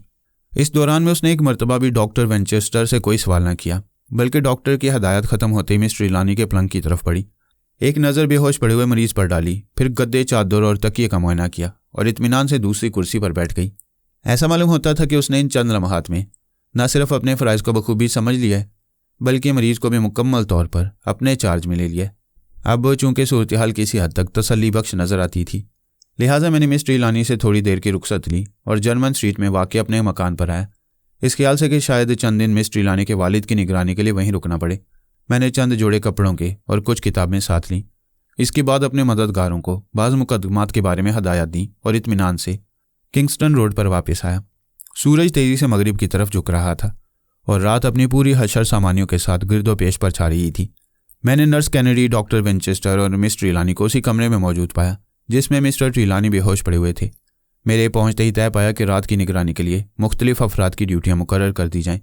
नर्स कैनेडी चूंकि दिन भर अपने फ़राइज़ अंजाम दे चुकी थी, इसलिए उसे मुल्हिका कमरे में आराम करने भेज दिया गया और उसकी ड्यूटी रात 12 बजे मुकर्रर की गई। डॉक्टर विंचेस्टर को भी मिस कैनेडी का आधी रात के बाद निगरानी में साथ देना था। डिनर के वक्त मैं, सार्जेंट डाउ और मिसेस ग्रांट मिस्टर ट्रीलानी के करीब बैठे रहे। इसके बाद हमने उन्हें खाने के लिए भेज दिया। अब रात के 9 बज रहे थे। 3 घंटे की पहली ड्यूटी मेरी और मिस ट्रीलानी की थी। कमरे की फिजा में मौत की सी खामोशी तारी थी। मिस्टर ट्रीलानी के जिस्म ने एक लहजे के लिए भी जुम्बिश न की थी और मिस ट्रीलानी की निगाहें बदस्तूर अपने बाप के चेहरे पर जमी हुई थीं। मैंने अपनी कुर्सी पर बैठकर पाइप सुलगाया, 1-2 कश लिया और मिस ट्रीलानी के मासूम अफसुर्दा चेहरे की तरफ तकने लगा। उसने भी निगाह उठाई। एक गम अंगेज मुस्कुराहट उसके लबों पर नमूदार हुई। मिस्टर मालकम रोज़, ये कैसा इत्तफाक है कि कुदरत ने हमें किस अजीब रास्ते से एक दूसरे से वाबस्ता कर दिया। वाक़या यह है कि मेरा रुआं रुआं आपकी इन मेहरबानियों के लिए शुक्रगुजार है। आप बार बार ये जिक्र करके मुझे शर्मिंदा कर रही हैं। मैंने किसी कदर तल्ख लहजे में कहा। एक दोस्त की हैसियत से मैंने अपना फ़र्ज़ अदा किया है। एक लम्हे के लिए फ़र्ज़ कर लीजिए कि अगर मैं इस तरह की मुसीबत में फंस जाता और मुझे आपकी मदद की ज़रूरत होती तो क्या आप इनकार कर देती? मिस ट्रीलानी ने गर्दन झुका ली, फिर चंद लम्हे बाद नज़र भर कर मेरी तरफ देखा। उफ़, वो नज़रें! उनमें मोहब्बत का एक अजीम कुलज़म मौजे मार रहा था। मैंने अपने आप को इस समुंदर में डूबते पाया। वक्त चूंटी की रफ्तार से बीत रहा था। कमरे के मगरबी गोशे की दीवार पर लटके हुए सुनहरी क्लॉक की टिक टिक हर लम्हे इंतहाई पुरस्कार हुई जा रही थी। हमारे पास गुफ्तगू का कोई मौजू ना था और ना ये वक्त किसी किस्म की इल्मी, सियासी या रोमानी गुफ्तगू का था। वैसे भी खामोशी में एक अजीब तरह का लुत्फ आ रहा था। ना जाने हम दोनों कितनी देर इसी तरह बैठे रहे। यकयक दरवाज़ा आवाज़ पैदा किए बगैर खुल गया और डॉक्टर विंचेस्टर का सोता हुआ चेहरा नजर आया। उसकी आंखें यूं सुरख हो रही थी जैसे बहुत देर तक आंसू बहा चुका हो। मैंने सवाली अंदाज में उसकी तरफ देखा। मेरा ख्याल था शायद वो ड्यूटी पर आए और उसे निगरानी का सही प्रोग्राम याद नहीं रहा। तब उसने मध्यम आवाज़ में कहा, माफ़ कीजिए, अभी मेरी ड्यूटी शुरू नहीं हुई। इस वक्त मुझे आराम करने के लिए अपने बिस्तर में होना चाहिए। और हकीकत यह है कि मैं बिस्तर पर लेट भी चुका था, मगर आप जानते हैं मिस्टर मालकम रोज़। डॉक्टर ने जुमला नामुकम्मल छोड़कर गहरी आह भरी और सिलसिले कलाम दोबारा शुरू किया। आप जानते हैं कि मैं एक मौलिज ही नहीं, मिस्टर ट्रीलानी के अहबाब में से भी हूँ। वो मुझे भाई कहते थे और समझते थे। इस रिश्ते से उनकी बेटी मेरी बेटी है और मैं इसकी परेशानी किसी तरह नहीं देख सकता। बस इसी ख्याल से मुझे नींद नहीं आई। पहलू पे पहलू बदल कर जब थक गया तो यहाँ चलाया। अब मैं चाहता हूँ कि एक बार अपने मरीज़ का मुआयना करूँ और देखूँ कि अब उसका जिस्मानी निज़ाम कैसे है। उसने मिस्टर ट्रीलानी के सराहने रखा हुआ बरकी लैंप रोशन किया। कमरे में तेज़ रोशनी फैल गई। मैंने देखा कि मिस्टर ट्रीलानी उसी तरह बेहोश पड़े हैं। डॉक्टर विंचेस्टर उन पर झुक गया और फिर उनकी लंबी पतली उंगलियां मरीज़ के जिस्म के मुख्तलिफ हिस्सों को टटोलने लगी। कई बार उसने नब्ज़ का जायज़ा भी लिया और अपनी घड़ी से उसकी रफ्तार का मुकाबला किया। ये मुआयना तकरीबन निस्फ घंटे जारी रहा। फिर डॉक्टर ने गोया मुतमईन होकर लैंप बुझा दिया और हमारे करीब आन बैठा। मेरे दिल में देर से यह खदशा था कि इस हादसे में कहीं मिस्टर ट्रिलानी के कासे सर को कोई सदमा न पहुंचाओ। खुदा का शुक्र ऐसी कोई बात नहीं। मैंने पूरी तरह इत्मीनान कर लिया। सर पर किसी किस्म के जख्म या ज़रब की अलामत नजर नहीं आई। अगरचे नब्ज की रफ्तार किसी कदर सुस्त है, लेकिन खतरे की कोई बात नहीं। मुझे हैरत इस अमर पर है कि खून की इतनी बड़ी मिकदार बह जाने के बावजूद मिस्टर ट्रिलानी का चेहरा मामूल के मुताबिक तरोताज़ा है। इनकी जगह कोई और होता तो उसका चेहरा अब तक हल्दी की मानंद जर्द पड़ चुका होता। बहरहाल थोड़ी देर बाद मैंने ताकत का एक इंजेक्शन लगाऊंगा। इस मौके पर हर तरह की एहतियात लाजमी है। डॉक्टर वेंचेस्टर एक लम्हे के लिए सांस लेने को रुका और फिर बोला। मरीज की यूं मुस्तकिल और पुरस्रार बेहोशी की वजह भी मेरी समझ में नहीं आई। मेरी दानिस्त में यह एक रिकॉर्ड है। मेरा ख्याल था शायद ये बेहोशी किसी नशावर दवा के बायस है, मगर बगौर मायने के बाद मालूम हुआ कि मेरा ये शुबा सही ना था। बहरहाल ये राज भी जल्द या बदेर खुल जाएगा। एक और बात मुझे हैरान परेशान किए हुए है, और वह यह कि मिस्टर ट्रिलानी की कोहनी के ज़ख्म पर जो गहरा निशान है वो आखिर किस चीज़ का है। मैं यकीन से कह सकता हूँ कि यह ज़ख्म किसी चाकू या खंजर से हरगिज़ नहीं लगाया जा सकता। मेरे ज़हन में बार बार यही ख्याल आता है कि किसी दरिंदे ने अपने नोकीले पंजों से मिस्टर ट्रिलानी की कलाई उधेड़ डाली है। मगर सवाल यह है कि दरिंदा इस मकान में कैसे आ सकता है। चंद लम्हा तक वह अपने गंजे सर पर हाथ फेर कर गहरी सोच विचार में गुम रहा। फिर मिस्टर ट्रिलानी की तरफ रुख करके बोला, क्यों बेटी, इस मकान में कोई ऐसा पालतू जानवर तो मौजूद नहीं जिसके पंजों से तुम्हारे बाप को नुकसान पहुंच सकता हो। इस सवाल पर मिस ट्रिलानी के लबों पर गम अंगेज तबस्सुम नमूदार हुआ। मेरे दिल की धड़कन तेज हुई। मैंने उसकी मुतरन्नम आवाज़ सुनी। वो कह रही थी वालिद को पालतू जानवरों से कुछ ज़्यादा दिलचस्पी नहीं रही। वो किसी जानवर का घर में आना या रहना गवारा न करते थे। अलबत्ता उन्हें जानवरों की हनूत शुदा लाशें पसंद थीं, और वो आप देख सकती हैं कि इस मकान में कसरत से हैं। इनमें खूंखार कुत्ते भी हैं और जंगली बिल्लियाँ भी, भेड़िए भी हैं और चीते भी। जब मैं इस मकान में आई तो इब्तदा में बड़ी वहशत हुई। चुनाचे मैंने एक खूबसूरत छोटी सी ईरानी बिल्ली खरीदी। वालिद ने इसकी मौजूदगी पर एतराज़ किया, मगर मैंने ज़िद की कि यह बिल्ली मैं ज़रूर पालूंगी। इस पर वो खामोश हो गई। सिर्फ इतनी हदायत की कि यह बिल्ली उनके कमरे खास में न घुसने पाए। अगर इस बिल्ली ने एक मरतबा भी ऐसी हरकत की तो वो उसे फ़ौरन मकान से बाहर निकाल देंगे। मैंने वालिद की यह शर्त मान ली और अपनी बिल्ली की तरबियत इस तरह की कि वो वालिद के कमरे का रुख ही ना करती थी। वैसे भी वो बड़ी मासूम और भोली भाली बिल्ली है। मैं एक लम्हे के लिए भी उसके बारे में तसव्वुर नहीं कर सकती कि दरवाज़ा आहिस्ता से खुला। मिस ट्रिलानी बोलते बोलते चुप हो गई और हम तीनों ने चौंक कर दरवाजे की तरफ देखा। बाहर से ऐसी आवाज़ आ रही थी जैसे कोई हैंडल को घुमाने की कोशिश कर रहा हो। फिर किसी बिल्ली के हल्की आवाज़ में म्याऊं म्याऊं करने की आवाज़ आई। मिस ट्रिलानी का चेहरा एकदम रोशन हो गया। वो फ़ौरन दरवाजे पर गई और दूसरे लम्हे एक भूरी रानी बिल्ली को गोद में उठाए कमरे में वापस आई। इसका नाम सिल्विया है, इसे मुझसे बड़ी मोहब्बत है। मिस ट्रिलानी ने बिल्ली का हमसे तारुफ कराते हुए कहा, आप देखते हैं कि यह हज़ारों लाखों बिल्लियों में से एक है। इसका हुस्न बेमिसाल है। इसके बाल किस कदर घने और लंबे हैं। एक बिल्कुल मासूम बेज़रर किस्म की नस्ल है। इसकी एक खूबी है कि किसी भी कमरे में बगैर इजाज़त दाखिल नहीं होती। पहले दरवाजे पर दस्तक देगी, जैसा कि अभी आप लोगों ने सुना।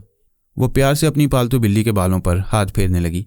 अब मैंने गौर से इस जानवर को देखा। बिलाशुबा नहायत हसीन और नादिर नस्ल की बिल्ली थी।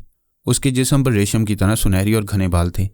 दुम खास तौर पर लंबी और गुच्छेदार। उसके पंजे भी गैर मामूली तौर पर बड़े बड़े थे। उसने अपनी चमकदार पीली आंखें घुमाकर मुझे और डॉक्टर वेंचेस्टर को घूरा, फिर अपनी मालका के हाथों से फिसल कर नीचे बिछे हुए कालीन पर आ गई। एक दो बार उसने कमरे का जायजा लिया और फिर हमने हैरत और खौफ की मिली जुली नज़रों से देखा कि आने वाहिद में बिल्ली की हालत में एक अजीम तगय्युर रूनमा हुआ। उसके जिस्म का एक एक रुआं खौफनाक अंदाज में खड़ा हो गया। वो फूल कर अपने कद्दो कामत से दुगनी दिखाई देने लगी। बिल्कुल एक वहशी दरिंदे की तरह उसने अपने अगले दोनों पंजे आगे बढ़ाए। अब उसके नाखून पूरी तरह बाहर निकले हुए थे और वो बुरी तरह गुर्राते हुए किसी नादीदा शय पर झपटने के लिए पूरी तरह तैयार थी। उसे एक यादगार और भयानक सानिये में मैंने बिल्ली की खूनी नज़रों का ताक़ुब किया। कमरे के शुमाली गोशे में आबनूस की एक कीमती मेज़ पर एक बहुत बड़ी मिस्री बिल्ली की मम्मी रखी थी। सिल्विया ने इस पर छलांग लगाई और अपने पंजों से इसे बुरी तरह उधेड़ने लगी। मिस ट्रिलानी के मुंह से हल्की सी चीख निकली और उसने लपक कर सिल्विया को पकड़ लिया और गोद में छुपाकर वापस अपनी नशिस्त पर आई। इस मुख्तसर से वक्फे में सिल्विया पुरसुकून हो चुकी थी। ये तुमने क्या बदतमीजी की सिल्विया? मिस ट्रिलानी ने हल्का सा थप्पड़ बिल्ली की गर्दन पर मारकर कहा। तुमने इन मुअज़्ज़ज़ मेहमानों का भी कुछ ख्याल ना किया, इसलिए अब्बाजान तुम्हें अपने कमरे में घुसने की इजाज़त ना देते थे। ऐसा मालूम होता था कि सिल्विया पर अपनी मालका के इस थप्पड़ और अल्फाज का गहरा असर हुआ। उसने बिल्कुल मस्कीन बनकर उसकी गोद में मुंह छुपा लिया। अच्छा, अब यहाँ से जाओ और अपने बिस्तर पर आराम करो, मिस ट्रिलानी ने बिल्ली से कहा और उसने हल्की सी म्याऊं में गोया जवाब दिया कि हुक्म की तामील होगी। जाने से पहले इन मेहमानों से मुसाफिया तो कर लो सिल्विया, मिस ट्रिलानी ने कहा और बिल्ली का दायां पंजा मेरी तरफ बढ़ाया। बिल्ली ने मुसाफिया करने के लिए अपने पूरे नाखून पंजे से बाहर निकाल लिए और ये देखकर दहशत से मेरा कलेजा बैठ गया कि इस हसीन और बेज़रर बिल्ली के पंजे में नाखूनों की तादाद 5 की बजाय 7 है। डॉक्टर विनचेस्टर ने भी ये गैर मामूली बात नोट की और उसने बदहवास होकर कहा, खुदा रहम करे, इस बिल्ली के नाखूनों की तादाद 7 है। मैंने अपनी ज़िंदगी में ऐसा कोई हैवान नहीं देखा। वो रात रात नहीं, एक क़यामत थी। एक भयानक और लर्ज़ाखेज़ ख्वाब था जो मैंने देखा। लेटने को बिस्तर पर लेट तो गया, लेकिन नींद गायब थी। मैंने इन तमाम वाक़यात और हालात पर गौर करने की कोशिश की, मगर ज़हन इस कदर माऊफ और परागंदा था कि कोई माकूल वजह समझ में न आई। आहिस्ता आहिस्ता मुझ पर गनूदगी सी तारी होने लगी और फिर यूं महसूस हुआ जैसे मैं एक अजीब ख्वाब देख रहा हूं। मेरे कानों में किसी औरत के चीखने की आवाज़ें मुसलसल आ रही थीं। एक झटके से आंख खुली। मेरा कमरा गहरी तारीकी में डूबा हुआ था। न जाने सरहाने जलता हुआ बर्की लैंप किस वक्त बुझा। मैंने शदीद सर्दी के बावजूद अपने आप को पसीने में डूबे हुए पाया। दिल इस बुरी तरह धड़क रहा था जैसे अभी उछलकर हलक से बाहर आ जाएगा। लर्ज़ाखेज़ चीखों की आवाज़ें मिस्टर ट्रीलानी की ख्वाबगाह से आ रही थीं। फिर मैंने सार्जेंट डाउ और मिसेस ग्रांट की मिली जुली आवाज़ें सुनी। चंद लम्हों के लिए मेरा बदन जैसे पत्थर का हो गया। फिर मैं तड़प कर उठा और मिस्टर ट्रीलानी के कमरे की तरफ नंगे पांव दौड़ा। उनका कमरा भर की रोशनी के बजाय झिलमिलाती मोमबत्तियों और धड़ धड़ जलते तेल के लैंपों से रोशन था और हर तरफ एक अजीब सी बदबू फैली हुई थी। सबसे पहले मैंने जिस शख्स को देखा वो सार्जेंट डाउ था, जिसके हाथ में रिवॉल्वर था और वो अपनी बड़ी बड़ी सुरख आंखों से छत को घूर रहा था। मेरी आहट पाकर वो यकलख्त मुड़ा और आलम बदहवासी में मुझ पर फायर करने ही वाला था कि मैंने चिल्लाकर कहा, सार्जेंट, होश में आओ, ये मैं हूं। फिर मेरी नज़र मिस ट्रीलानी पर गई और फरते दहशत से मेरी चीख निकलते निकलते रह गई। बदनसीब लड़की का लिबास खून में लथपथ था और चेहरा धुले हुए कपड़े की मानंद सफ़ेद, जैसे किसी ने जिस्म का तमाम खून नचोड़ लिया हो। मिसेस ग्रांट एक तरफ खड़ी थर थर कांप रही थी और डॉक्टर विनचेस्टर मुंह के बल फर्श पर बेहोश पड़ा था। मिस्टर ट्रीलानी के आहनी पलंग के करीब एक कुर्सी पर नर्स कैनेडी पत्थर का बुत बनी बेहिस्सा और कद बैठी थी। उसकी आंखें हलकों से बाहर और मुंह इस तरह खुला था जैसे चीखना चाहती हो लेकिन चीख ना निकल सकी और मुंह खुले का खुला रह गया। सबसे हैरत अंगेज बात यह थी कि मिस्टर ट्रीलानी अपने बिस्तर पर ना थे, बल्कि ऐन उसी जगह यानी आनी सेफ के पास पड़े हुए थे जहां से गुज़िश्ता रात उन्हें उठाया गया था। और इस मर्तबा उनकी वही जख्मी कलाई इस बुरी तरह उधड़ी हुई थी कि अंदर से सफ़ेद सफ़ेद हड्डी झांक रही थी। मिस्टर ट्रीलानी हाथ सेफ की तरफ उसी अंदाज में बढ़ाए हुए थे जिसकी रुदाद एक रोज़ कबल मुझे मिस ट्रीलानी सुना चुकी थी। लेकिन इस मर्तबा ये बात नहीं थी कि 8-9 इंच लंबे फल का निहायत तेज़दार खंजर मिस्टर ट्रीलानी के पास पड़ा दिखाई दिया, जिस पर आहिस्ता आहिस्ता खून जम रहा था। ये खंजर पहले इस कमरे की एक दीवार पर सजा हुआ मैंने देखा था। मुझे देखकर मिस ट्रीलानी के हलक से चीख ही निकल ही गई और फिर वह मुझसे लिपट कर बच्चों की तरह रोने लगी। सार्जेंट डाउ ने मिसेस ग्रांट को इशारा किया कि नर्स कैनेडी को संभालें और खुद डॉक्टर विनचेस्टर को होश में लाने की तदबीर करने लगा। चंद लम्हे बाद डॉक्टर ने आंखें खोली और उठकर बैठ गया और अभी वो हैरत से कुछ पूछने ही वाला था कि उसकी नज़र मिस ट्रीलानी के खून आलूद लिबास और फिर सेफ के पास पड़े हुए मिस्टर ट्रीलानी पर पड़ी। खुदा की पनाह, वो चिल्लाया। फिर वही किस्सा, मगर ये हुआ कैसे? यही बात तो मैं आपसे पूछना चाहता हूं डॉक्टर, सार्जेंट डाउ ने भारी लहजे में इस तरह कहा जैसे वो डॉक्टर ही को इस हादसे का जिम्मेदार समझता हो। लेकिन इससे पहले कि डॉक्टर कुछ कहे, मिसेस ग्रांट की आवाज़ गूंजी, जरा नर्स को तो देखो, ये गालिबन मर चुकी है। इन अल्फाज ने दहशत की एक नई लहर सब लोगों के बदन में दौड़ा दी। डॉक्टर विनचेस्टर ने जल्दी से नर्स कैनेडी का मुआयना किया और बोला, अभी मरी नहीं, जिंदा है। ऐसा मालूम होता है कि दहशत के बायस इसका ये हशर हुआ है। अजराह करम इसे दूसरे कमरे में ले जाकर बिस्तर पर लिटा दो। मुझे अच्छी तरह याद है कि आखिरी बार मैंने नर्स कैनेडी को देखा तो वह मिस्टर ट्रीलानी के बिस्तर के नज़दीक आराम कुर्सी पर बैठी थी। उसने अपनी कमर के पीछे एक तकिया बिलगा लिया था ताकि अच्छी तरह बैठ सके और गर्दन ना झुक जाए, और अब इतनी देर बाद भी वो उसी हालत में बैठी दिखाई दी, बिल्कुल बेहिस और पत्थर के एक बेजान मुजस्मे की मानंद। उसका चेहरा हर किस्म के तासुरात से खाली था। खौफ या दहशत की बज़ाहिर कोई अलामत नजर न आती थी। उसकी आंखें खुली थी और पलकें कतई साकिन। दूर से कोई देखता तो यही समझता कि एक बुत कुर्सी पर बिठा दिया गया है जिसमें किसी भी लम्हे जान पड़ सकती है। मिस्टर ट्रीलानी के बिस्तर की चादरें और तकिए इधर उधर बिखरे हुए थे। करीब ही वो खून आलूद पट्टी भी पड़ी थी जो डॉक्टर विनचेस्टर ने मिस्टर ट्रीलानी की कलाई के जख्म पर बांधी थी। कुछ फासले पर इस पट्टी के चंद और टुकड़े भी पड़े दिखाई दिए। ये बात यहाँ थी कि किसी ने मिस्टर ट्रीलानी के जख्म से इन पट्टियों को नोचकर फेंक दिया है, मगर किसने? इस सवाल का जवाब पाना आसान न था। मिस्टर ट्रीलानी आहनी तिजोरी के पास उसी अंदाज में पड़े थे जिस अंदाज में गुज़िश्ता रात पाए गए थे, और उनका बायां बाजू पहले की तरह तिजोरी की तरफ पड़ा हुआ था, और ऐसा मालूम होता था कि खंजर के जरिए सोने की वो अजीब गरीब चूड़ी भी अलहदा करने की कोशिश की गई थी जो मिस्टर ट्रीलानी की बाएं कलाई में पड़ी हुई थी, और उसके अंदर एक नन्ही मुन्नी चाबी फंसी हुई थी। जख्मी कलाई से अब भी खून के कतरे उबल उबल कर फर्श पर गिर रहे थे। मैंने मार्गरेट को देखा कि वो अपने बेहोश वालिद के करीब झुककर उन्हें भगौर देख रही है और खुद उसके कपड़े भी खून में लथपथ हैं। ये निहायत रूह फरसा मंजर था। मेरे दिल की धड़कन हर लम्हा तेज होती जा रही थी। सार्जेंट डाउ इत्मीनान से एक गोशे में बैठा अपने पिस्तौल में कारतूस भर रहा था। उसके अलावा कमरे में घर के कई नौकर भी जमा थे। कुछ समझ में न आता था कि ये क्या हो रहा है और वो कौन पुरस्कार कुव्वत है जो इस घर का सुकून दरहम बरहम किए हुए है। अचानक मेरी मौजूदगी का एहसास करते ही सार्जेंट ने पिस्तौल को हरकत दी और फायर करने ही वाला था कि मैंने चीख कर कहा, कुछ होश करो सार्जेंट, क्या मुझ पर गोली चला रहे हो? मुआफ फरमाइए मिस्टर रोज, मैंने आपको अच्छी तरह देखा ना था। खुदा ने आपको बचा लिया, वरना मैं लुबलुबी दबाने ही वाला था। इतने में मिसेस ग्रांट का सोता हुआ चेहरा नजर आया। उसने मार्गरेट के कंधे पर मोहब्बत से हाथ रखा और कहा, प्यारी बेटी, तुम्हारे सब कपड़े खून में लथपथ हैं, आओ लिबास तो बदल लो। चंद लम्हों के लिए मार्गरेट कमरे से बाहर चली गई और लिबास बदल कर वापस आई। इस दौरान में हमने मिस्टर ट्रिलानी को उठाया और पलंग पर लिटा दिया। सार्जेंट ने जख्म पर पट्टी दोबारा बांधने की कोशिश की मगर नाकाम रहा। खून के कतरे अब भी जख्म से रिस रहे थे। नर्स कैनेडी उसी तरह पत्थर का बुत बनी बैठी थी। मार्गरेट ने हैरत अंगेज सुकून और इत्मीनान से कमरे में मौजूद हर फर्द के चेहरे का जायजा लेना शुरू किया। फिर हमारी नजरें आपस में मिली और मार्गरेट के लबों पर तबस्सुम की एक अजीब लकीर नमूदार हुई। मैंने नदामत से गर्दन झुका ली और रुक रुक कर कहा, मुझे निहायत रंज है कि मैं अपना फर्ज अदा करने से गाफिल रहा। कोशिश के बावजूद मुसलसल जाग ना सका और मेरी आंख लग गई। आह मिस्टर रोज, कैसी अजीब बात है, आप तो हर तरह से चाको चौबंद थे। मैं खुद हैरान हूं कि मुझे क्या हो गया था। गालिबन इस एहसास ने मुझे पलक झपकने पर मजबूर कर दिया होगा कि नर्स कैनेडी भी तो आपके वालिद की निगरानी कर रही है।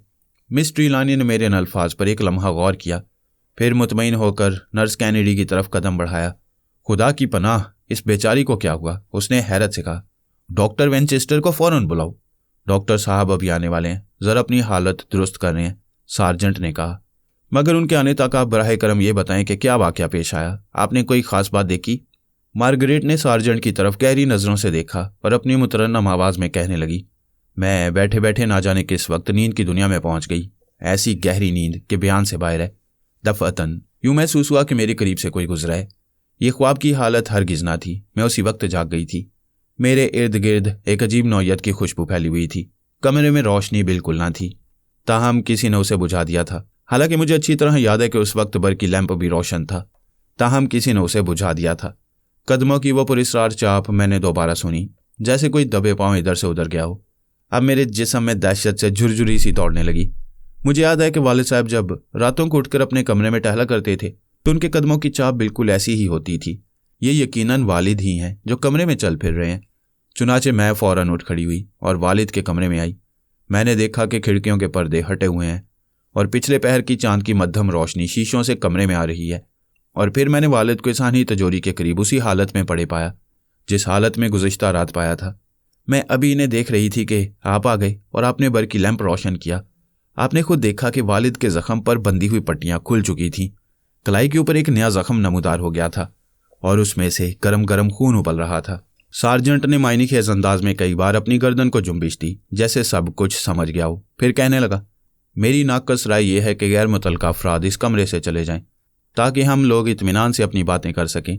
मार्गरेट ने नौकरों को वहां से चले जाने का इशारा किया और सब नौकर एक एक करके रुखसत हो गए। अब सार्जेंट ने कुर्सी पर बैठकर 2-3 लंबे लंबे सांस खींचे। इसके बाद अपना बयान यूं शुरू किया जैसे अदालत के कटहरे में खड़ा हो। पहले तो मैंने ज्यादा देर तक जागते रहने की कोशिश की मगर इस मकसद में कामयाब न हुआ। कुछ ऐसा एहसास हुआ कि मेरे इर्द गिर्द निहायत मसूर कुन और अजीब सी खुशबू फैल रही थी जिसने मुझे आंखें बंद करके सो जाने पर मजबूर कर दिया। आप देखते हैं कि मैंने कपड़े भी नहीं बदले, वही वर्दी अब तक पहने हुए हूँ। कमरे की बत्ती भी नहीं बुझाई। ना जाने कितनी देर सोया हूँगा कि यकायक एक हौलनाक चीख से मेरी आंख खुल गई। यूं महसूस हुआ जैसी आवाज़ बहुत करीब से आई थी। मैंने तकिए के नीचे से भरा हुआ पिस्तौल निकाला और अंधाधुंध मिस्टर ट्रिलानी के कमरे की तरफ दौड़ा। यहाँ हर तरफ घुप अंधेरा था और वही पुरस्कार खुशबू यहाँ भी फैली हुई थी। बहरहाल मैंने कमरे में दाखिल होकर बर्की लैंप का बटन तलाश करके इसे दबाया।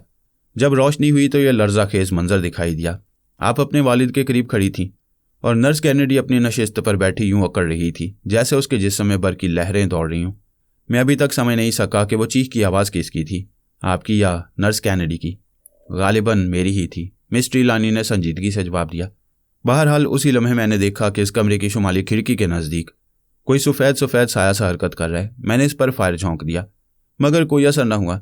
साया बदस्तूर हरकत करता रहा। मैंने दूसरा फायर किया।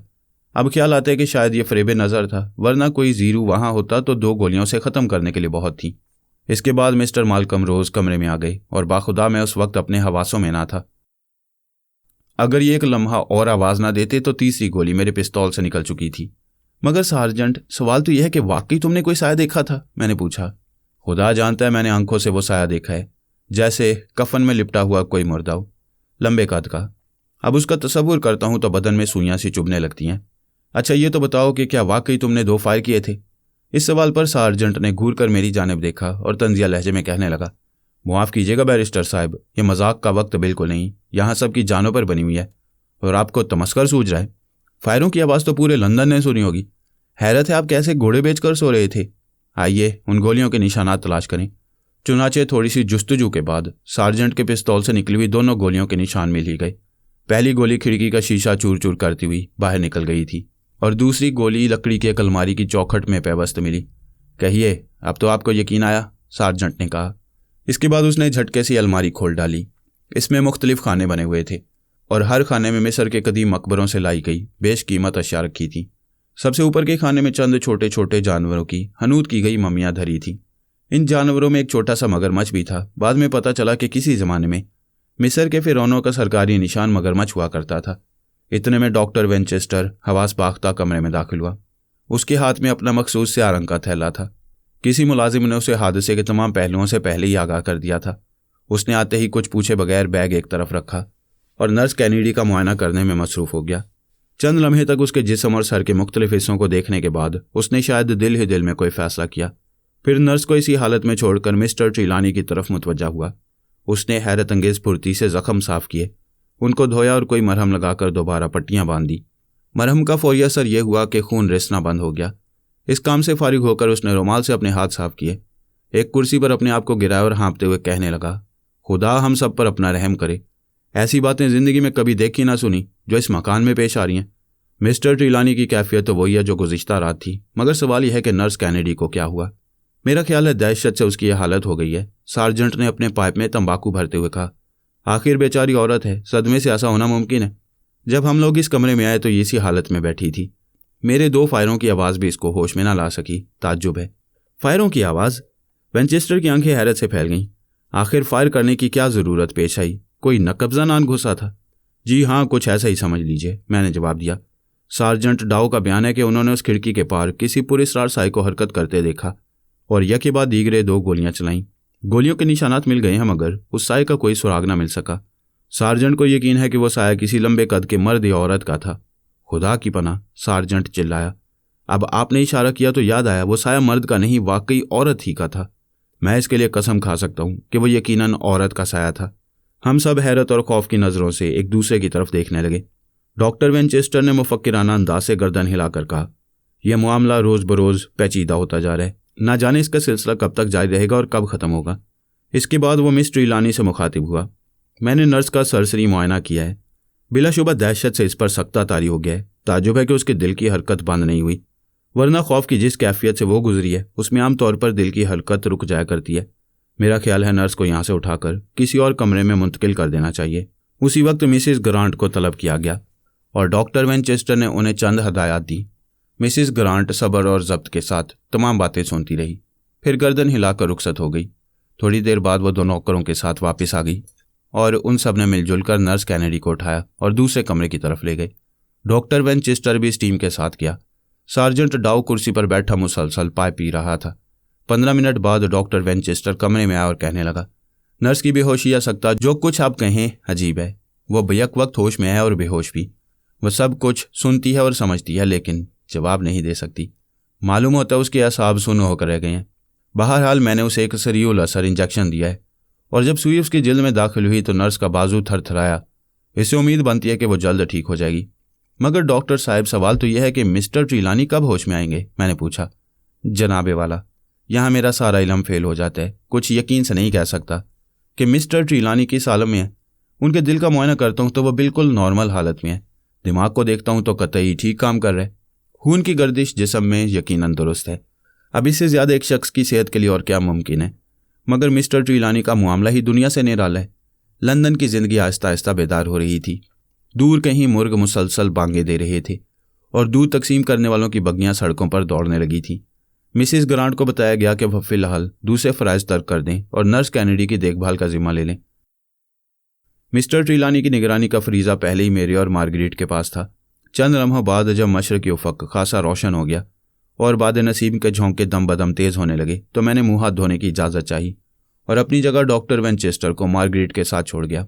सार्जेंट डाउ ने कहा कि वो भी कुछ देर के लिए रुखसत होना चाहते हैं ताकि रात के वाक़यात की रिपोर्ट तरतीब देकर स्कॉटलैंड यार्ड के आला अफसरों को पेश कर सके। वो सारा दिन खौफ, बेचैनी, इज़्तिराब और कशमकश के आलम में गुजरा। इस दौरान में मैंने कई बार नर्स कैनेडी को जाकर देखा। उसकी हालत आहिस्ता आहिस्ता सुधर रही थी और आंखों की पुतलियां रफ्ता रफ्ता हरकत करने लगी थीं। ताहम उसे इस हालत में देखकर खौफ से रोंगटे खड़े हो गए। डॉक्टर वेंचेस्टर चूंकि अपनी जिम्मेदारी पर इस नर्स को लाया था और नर्स को तंदुरुस्त हालत में वापस ले जाना उसकी जिम्मेदारी थी, इसलिए वो सख्त परेशान था।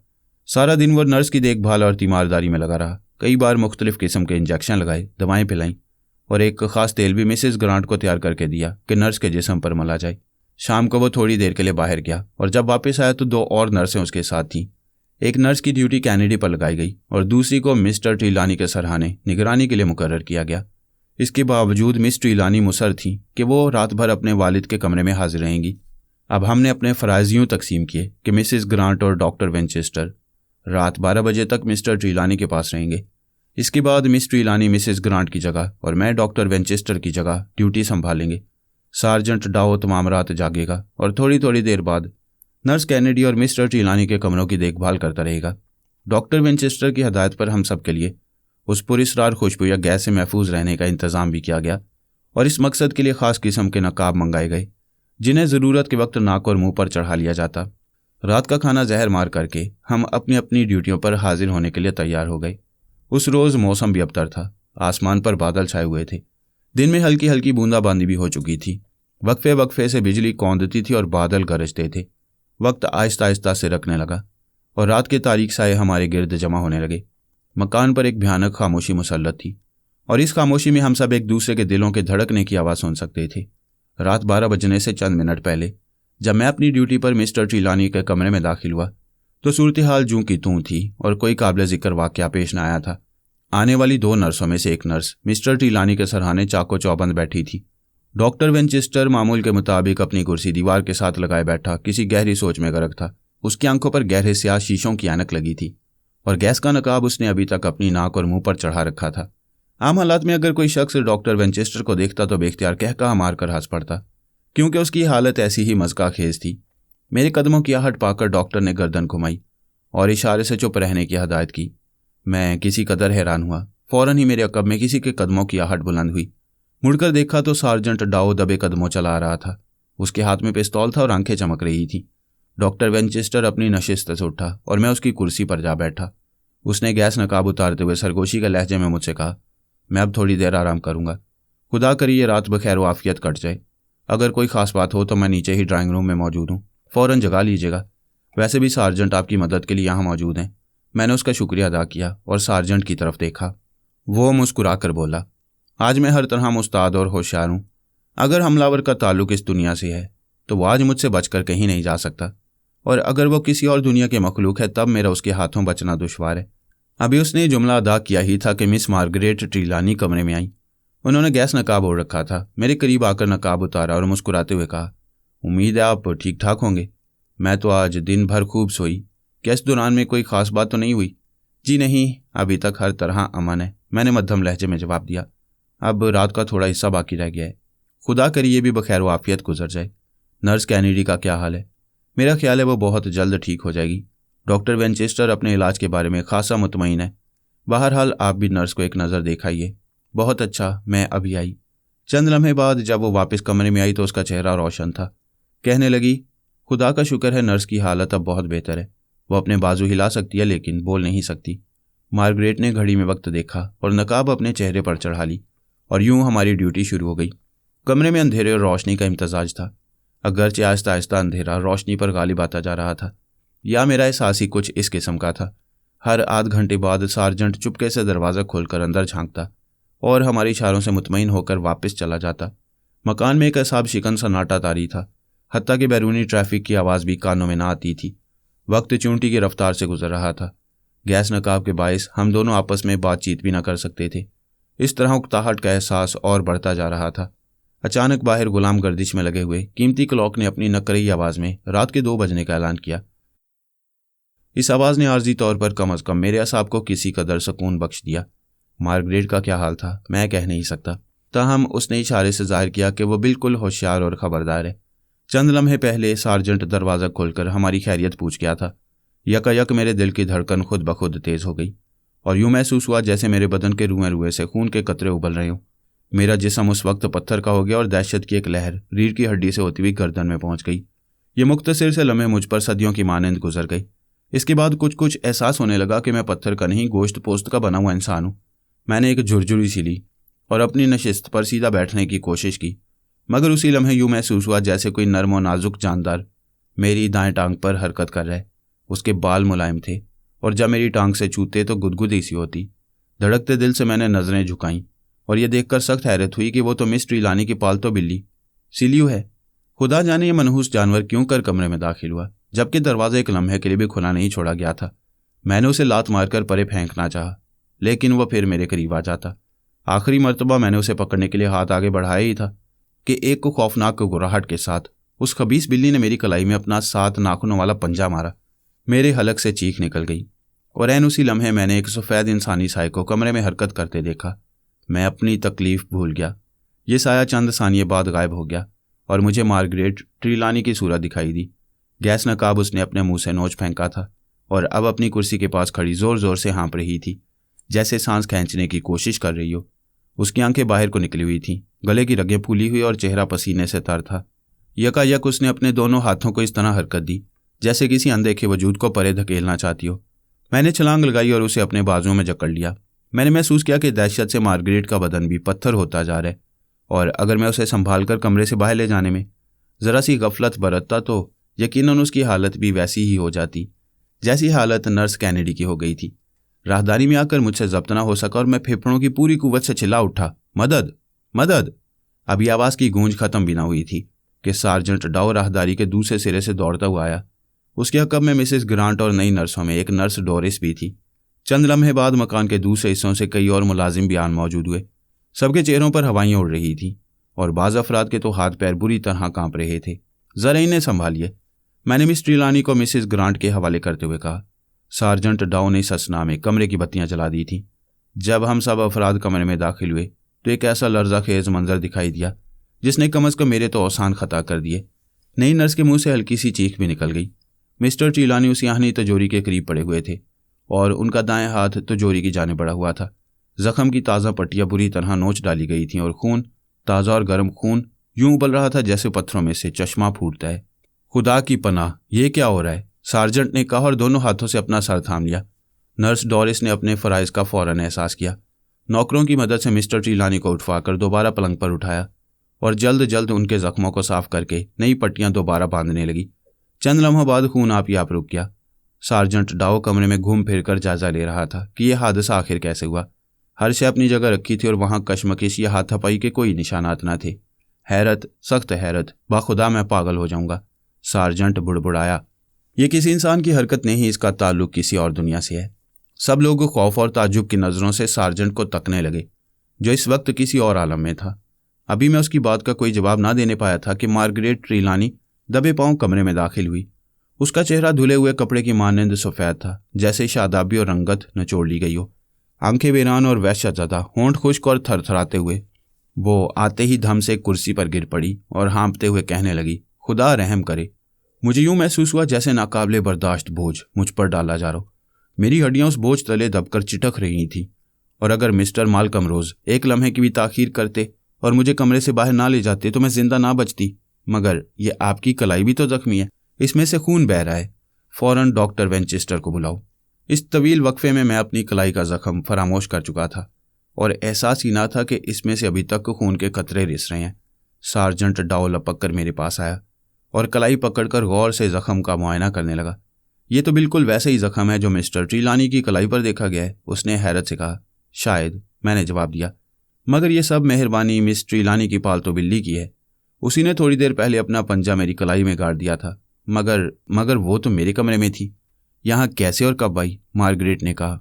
मिसिस ग्रांट ने इस मौके पर मुदाखलत की और कहा, नर्स डॉरिस कहती है कि थोड़ी देर पहले ये बिल्ली नर्स कैनेडी के बिस्तर पर पड़ी सो रही थी। यकायक उठकर इस कमरे में आई और जब सार्जेंट ने अहवाल पूछने के लिए बाहर से दरवाज़ा खोला तो ये अंधेरे का फ़ायदा उठाकर कमरे में घुस गई। उधर नर्स कैनेडी की हालत फिर अबतर हो गई है। उसका बदन मांस के आटे की तरह ईंटता जा रहा है। डॉक्टर वेंचेस्टर अपना बैग लिए कमरे में आया। उसकी आंखें सूजी हुई थीं और बाल मुंतशिर। उसने घूमती हुई नज़र कमरे में डाली, हालात को फौरन भांप लिया। सबसे पहले उसने मिस्टर ट्रीलानी के जख्मों का मुआयना किया और दोबारा जख्म धोकर दबा लगाई, फिर अपने हाथों से पट्टियां बांधी। इसके बाद वो मेरी तरफ मुतवज्जा हुआ और कुछ कहे बगैर मेरा जख्म भी साफ किया, मरहम लगाया और पट्टी बांध दी। मैंने कुछ कहने के लिए जुबान खोलना चाहिए, लेकिन डॉक्टर ने हाथ के इशारे से मुझे रोक दिया और कहा, पहले नर्स कैनेडी को देख लूँ, उसके बाद इत्मीनान से बात होगी। डॉक्टर दूसरे कमरे में गया, मैं उसके साथ था। खुदा ही बेहतर जानता है कि यह बेगुनाह नौजवान नर्स किस अजाब में मुब्तला कर दी गई थी। वो बरसों की बीमार नजर आती थी, आंखें अंदर को धंसी हुई और उनकी चमक दमक गायब। रुखसारों की हड्डियां गाल पिचक जाने से और उभर आई थी। होंठ सफ़ेद, गर्दन की एक रग उभरी हुई थी। उसे देखकर कोई ना कह सकता था कि 2 दिन पेशतर यही नर्स हुस्न और सेहत का एक मिसाली नमूना थी। वेंचेस्टर ने उसकी नब्ज देखी, दिल के धड़कने की रफ्तार का अंदाज़ा लगाया, फिर सिरिंज में कोई सरीउल असर टीका भरकर नर्स के बाजू में लगा दिया। इसके बाद नर्स डॉरिस को हदायत करते हुए कहा, मैंने इसे नशे का टीका लगा दिया है, इसके असाब मुंतशिर हो गए हैं और किसी भी वक्त इसकी मौत वाक़ई हो सकती है, क्योंकि दिमाग भी सदमे से मुतासिर हो गया है। बहरहाल ये 3-4 घंटे तक इस टीके के ज़ेर असर रहेगी। शायद इस तरह इसके असाब को कुछ सुकून मिल सके। तुम हत्तुल इम्कान यहीं ठहरो। अगर इसके बदन में कोई खफीफ सी हरकत भी पैदा हो तो फ़ौरन मुझे आगाह कर देना। बहुत बेहतर, मैं आपकी इन हदायत पर पूरा अमल करूंगी। शायद आपको इल्म नहीं कि नर्स कैनेडी मेरी खालाजाद बहन भी है और हम दोनों में बड़ी मोहब्बत है। अब मुझे भी इत्मीनान हो गया, डॉक्टर ने गहरा सांस लेकर कहा। इसके बाद वो मेरी तरफ मुड़ा और कहने लगा, हाँ साहब, अब मैं फारिग हूँ। ज़रा तफसील से बयान फरमाइए कि क्या वाक़या पेश आया। मैंने मुमकिन हद तक तफसीलात बयान की। डॉक्टर कान लगाए पूरी तवज्जो से सुनता रहा, फिर बोला, मामला रोज़ बरोज़ पुरस्रार बनता जा रहा है।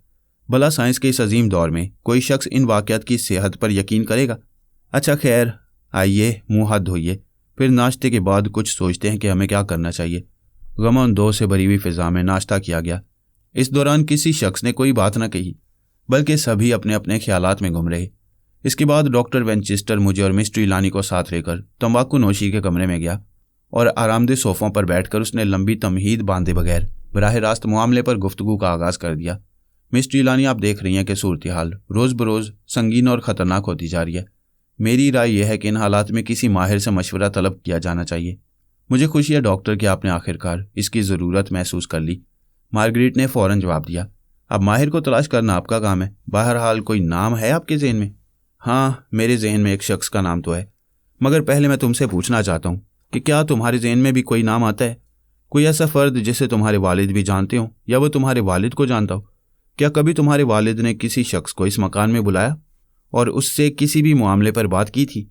जी नहीं, ऐसी कोई बात कम अज़ कम मेरे सामने नहीं आई और ना ही किसी माहिर का नाम मेरे जहन में है। आपको मालूम है कि मैं लंदन में तकरीबन अजनबी हूँ। गिनती के चंद अफराद से मेरा मिलना जुलना रहा है और मिस्टर माल्कम रोज़ भी उन्हीं अफराद में से एक हैं। बहरहाल आप खुद बताइए कि वो शख्स कौन है जो ऐसे नाजुक मामलात में हमारे लिए मुफीद साबित हो सकते हैं। डॉक्टर वेंचेस्टर ने सिगरेट के 2-3 कश लगाए, राखदान में राख झाड़ी और कहने लगा, दुनिया में हर फन के जानने वाले बहुत से अफराद मौजूद हैं। चीन में, जापान में, फ्रांस में, हिंदुस्तान में, मिस्र में और ख़ुद हमारे मुल्क इंग्लिस्तान में। मगर सवाल यह है कि हमें किस किस्म का माहिर चाहिए? कोई आला दर्जे का सर्जन या माहिर रूहानियात या काले इल्म का उस्ताद? आपके वालिद का केस एक अजूबा है। उनके रूहानी और जिस्मानी इलाज की ज़रूरत है। लंदन में सर जेम्स ये ऐसे आदमी हैं जो इन दोनों उलूम फ़नून में कामिल समझे जाते हैं। अगर आप कहें तो मैं उनसे बात करूं। आपको इस सिलसिले में मुझसे कुछ पूछने की ज़रूरत नहीं है, मार्गरेट ने कहा। आप पर मुझे कामिल एतमाद है। सर जेम्स को जितनी जल्दी मुमकिन हो बुला लीजिए। बहुत बेहतर, मैं आज ही उनके पास जाता हूँ, वेंचेस्टर ने कहा। फिर मुझसे मुखातिब होकर कहा, आपके ज़ख्म भी गहरे हैं, लाइए दोबारा इन्हें धोकर पट्टी बांध दूँ। ऐसे गहरे भी नहीं हैं, मैंने हंसकर कहा, मामूली खराशियाँ। आप इन्हें खराशें कहते हैं? वेंचेस्टर ने हैरत से कहा, किसी भी जानवर के नाखून की खराश इंसानी जिल्द के लिए खतरे का बायस बन सकती है। इन नाखूनों में जहर होता है जो आहिस्ता आहिस्ता पूरे बदन में सरायत कर जाता है और फिर यही जख्म नासूर बन जाते हैं जिनका कोई इलाज मुमकिन नहीं। नतीजा ये कि बाज़ हालतों में पूरे का पूरा हाथ और पैर काट डाले गए हैं। मैं खौफ से लरस गया और मैंने उसी वक्त दोबारा ड्रेसिंग पर आमादगी जाहिर कर दी। वेंचेस्टर ने मेरी कलाई से पट्टियां खोली और मुहद्दब शीशे के जरिए इन खराशों का मुआयना करने लगा। उसकी आंखों में हैरत और खौफ के आसार थे। पनाहे बाखुदा, ये बिल्कुल वैसी ही खराशें हैं जैसी मिस्टर ट्रिलानी की कोहनी पर आई हैं। इसका मतलब यह है कि मार्गरेट की पालतू बिल्ली ही इन वैश्याना सरगर्मियों में मुलविस है। मिस ट्रिलानी, आपको अपने इस पालतू दरिंदे की कड़ी निगरानी करनी चाहिए। बेहतर यह इसे चंद रोज़ के लिए कहीं और भिजवा दें। मैं आज ही उसे मकान से निकलवाई देती हूँ, मिस ट्रिलानी ने कहा। अब तो मुझे भी उससे खौफ आने लगा है। समझ में नहीं आता कि उसे क्या हो गया। दरअसल हैवानात में आमतौर पर ऐसी अजीब सलाहियतें पाई जाती हैं जो इंसानों में नहीं होती, डॉक्टर ने कहा। और मैंने बिल्लियों के बारे में तो सुना है कि इनमें अजीबोगरीब हिस्सियात मौजूद होती हैं। बहरहाल आप अपनी बिल्ली से खौफ ना खाएं। फिलहाल चंद रोज़ के लिए उसे अपने से अलग कर दें। दोपहर 11 बजे डॉक्टर वेंचेस्टर सर जेम्स के साथ वापस आया। पहली नज़र ही में मुझे एहसास हो गया कि वो गैर मामूली शख्सियत का हामिल है। लंबा कद, भारी जिस्म, भरा भरा पुररोब चेहरा, घनी मूंछें, फराख पेशानी, मजबूत और चौड़ी ठोड़ी और इंतहाई चमकदार आंखें। ऐसा खूबसूरत और वजी आदमी बहुत कम देखने में आता है और मुझे ये कहने में कोई शर्म महसूस नहीं होती कि मुझे उसकी शख्सियत पर रश्क आने लगा। उसने आते ही गहरी निगाहों से हर शय का जायज़ा लिया और तारुफ के फ़ौरन बाद यूं घुल मिल गया जैसे बरसों की शनासाई हो। और ये उसकी शख्सियत का गहरा असर था कि खौफ व हरास की वह साब शिकन फिज़ा जिसने गुज़िश्ता कई रातों से हमें जकड़ रखा था अब काफूर हो चुकी थी। एक अजीब किस्म के इत्मीनान का सा एहसास मुझे हो रहा था कि सर जेम्स की आमद के बाद गोया परेशानियां ख़त्म हो गई हैं। वो सबसे पहले डॉक्टर वेंचेस्टर की मैयत में मिस्टर ट्रिलानी के कमरे में गया और वहीं देर तक बैठा रहा। इस दौरान उसने क्या देखा और क्या कुछ किया मैं इस बारे में यकीन से नहीं कह सकता, क्योंकि हम लोगों को कमरे में आने की इजाज़त ना थी। सिर्फ एक मरतबा उसने नई नर्स डोरिस को कमरे में तलब किया, मगर चंद लम्हों बाद ही वापस भेज दिया। इसके बाद वो दोनों यानी सर जेम्स और डॉक्टर वेंचेस्टर नर्स कैनेडी के कमरे में गए और यहाँ भी जाते ही सर जेम्स ने उस नर्स को बाहर भेज दिया जो मिस कैनेडी की देखभाल पर मुकर्रर की गई थी। मुझे बाद में डॉक्टर वेंचेस्टर ने बताया कि सर जेम्स ने तो कमाल ही कर दिया। वो गालिबन हिप्नोटिज्म का माहिर भी था। उसने नर्स कैनेडी को इस हद तक ठीक कर दिया कि वो ना सिर्फ अपने जिस्म को आसानी से हरकत देने लगी बल्कि उसकी बंद जुबान भी खुल गई और उसने सर जेम्स के तमाम सवालों का जवाब ठीक ठीक दिया है। नर्स कैनेडी के कमरे से निकलकर वो दोनों लाइब्रेरी में गए और देर तक आपस में बहस व मुबासा करते रहे। उनकी आवाज़ें अगरचे बाहर तक आ रही थीं, ताहम उनका मफहूम हम में से किसी के पल्ले नहीं पड़ रहा था। मिस ट्रिलानी मेरे करीब ही बैठी थी और उनके चेहरे पर एक रंग आता और एक जाता था। वो बेचैनी से बार बार कुर्सी पर पहलू बदलती, मगर क्या मजाल जो ज़ुबान से एक लफ्ज़ भी निकला हो। दरअसल वो अपने बेहोश वालिद के बारे में जल्द से जल्द ये मालूम करने की ख्वाहिशमंद थी कि वो कब तक ठीक हो जाएंगे। आखिरकार कठिन घड़ियां ख़त्म हुई और वो दोनों लाइब्रेरी से बाहर निकले। सर जेम्स का चेहरा हर किस्म के तासुरात से यकसर खाली था, अलबत्ता उनके होंठ सख्ती से भिंचे हुए थे। इसके बरक्स डॉक्टर वेंचेस्टर का चेहरा जर्द था और मुझे यह एहसास हुआ कि चंद लम्हे पहले यह चेहरा ज़रूर सुरख रहा होगा। सर जेम्स ने मुझे और मिस ट्रिलानी को इशारे से करीब बुलाया और कहा, मुआफ़ फरमाइए, आपको काम का इंतज़ार की जहमत बर्दाश्त करना पड़ी। दरअसल मामला कुछ ऐसा पेचीदा और उलझा हुआ है कि हमारे लिए किसी काबिल एतमाद नतीजे पर पहुंचना बहुत दुश्वार हो रहा है। मेरे बाज़ नज़रियात से डॉक्टर वेंचेस्टर को इख्तलाफ है और यही मेरी कैफियत है। बहरहाल आइए लाइब्रेरी में ही बैठते हैं। यहाँ की फ़िज़ा मुझे पसंद आई है। जब हम अपने अपने सोफ़ों पर इत्मीनान से बैठ चुके तब सर जेम्स ने पाइप नए सिरे से सुलगाते हुए मुझसे कहा, मैं समझता हूँ कि आप और डॉक्टर वेंचेस्टर दोनों हजरात मिस ट्रिलानी के मुखलिस और हमदर्द दोस्तों में से हैं और डॉक्टर की तरह आपको भी इस केस की मुबादियात का अच्छी तरह इल्म है। इसलिए मेरी नाकस राय में आपको भी हर मरहले पर मेरे साथ रहना होगा। ये हमारे लिए मदद और ताउन की बेहतरीन शक्ल होगी। आप यकीन फरमाइए कि मैं आपके नामे नामी से पहले भी आगाह था। एक कानूनदान की हैसियत से आपकी शोहरत लंदन के इल्मी हलकों में फैल रही है और ये वाक़या है कि मैं आपसे मुलाकात का ख्वाहिशमंद था, लेकिन क्या मालूम था कि ये मुलाकात ऐसे अजीब माहौल में होगी। बहरहाल मैं असल मौजू की तरफ आता हूँ। डॉक्टर वेंचेस्टर ने जो हालात बयान किए हैं उनसे तो हर शख्स यही अंदाज़ा करने में हक बजानिब होगा कि ये नकब ज़नी या चोरी की वारदात है। हमलावर वो जो कोई भी है, मर्द या औरत, बाहर से नहीं आता बल्कि इसी मकान में कहीं मौजूद है। उन्हीं अफराद में से एक है जो गुज़िश्ता 3 दिनों और 3 रातों से यहाँ मुकीम है। मैंने मिस्टर ट्रिलानी के ज़ख्मों का भी मुआयना किया है। बिलाशुबा वो किसी बिल्ली के खौफनाक पंजों ही से आ सकती हैं और डॉक्टर वेंचेस्टर का बयान है कि मिस ट्रिलानी की पालतू बिल्ली 2 मरतबा मिस्टर ट्रिलानी के कमरे में पाई गई है और इस बार उसने मिस्टर मालकम रोज़ की कलाई पर भी पंजा मारा है। प्लॉटिंग पेपर पर इस बिल्ली के पंजों के निशानात की दाब डॉक्टर वेंचेस्टर के पास है। इसके मुआयने से भी पता चलता है कि यह हरकतें उसी बिल्ली की हैं, मगर सवाल यह है कि वह ऐसा क्यों करती है। मैंने मिस्टर ट्रीलानी के कमरे में दूसरी मम्मियों के अलावा एक स्याह बिल्ली की मम्मी भी देखी है, और मुझे बताया गया है कि इब्तदा में आपकी पालतू बिल्ली ने स्याह बिल्ली की उस मम्मी पर भी हमला किया था।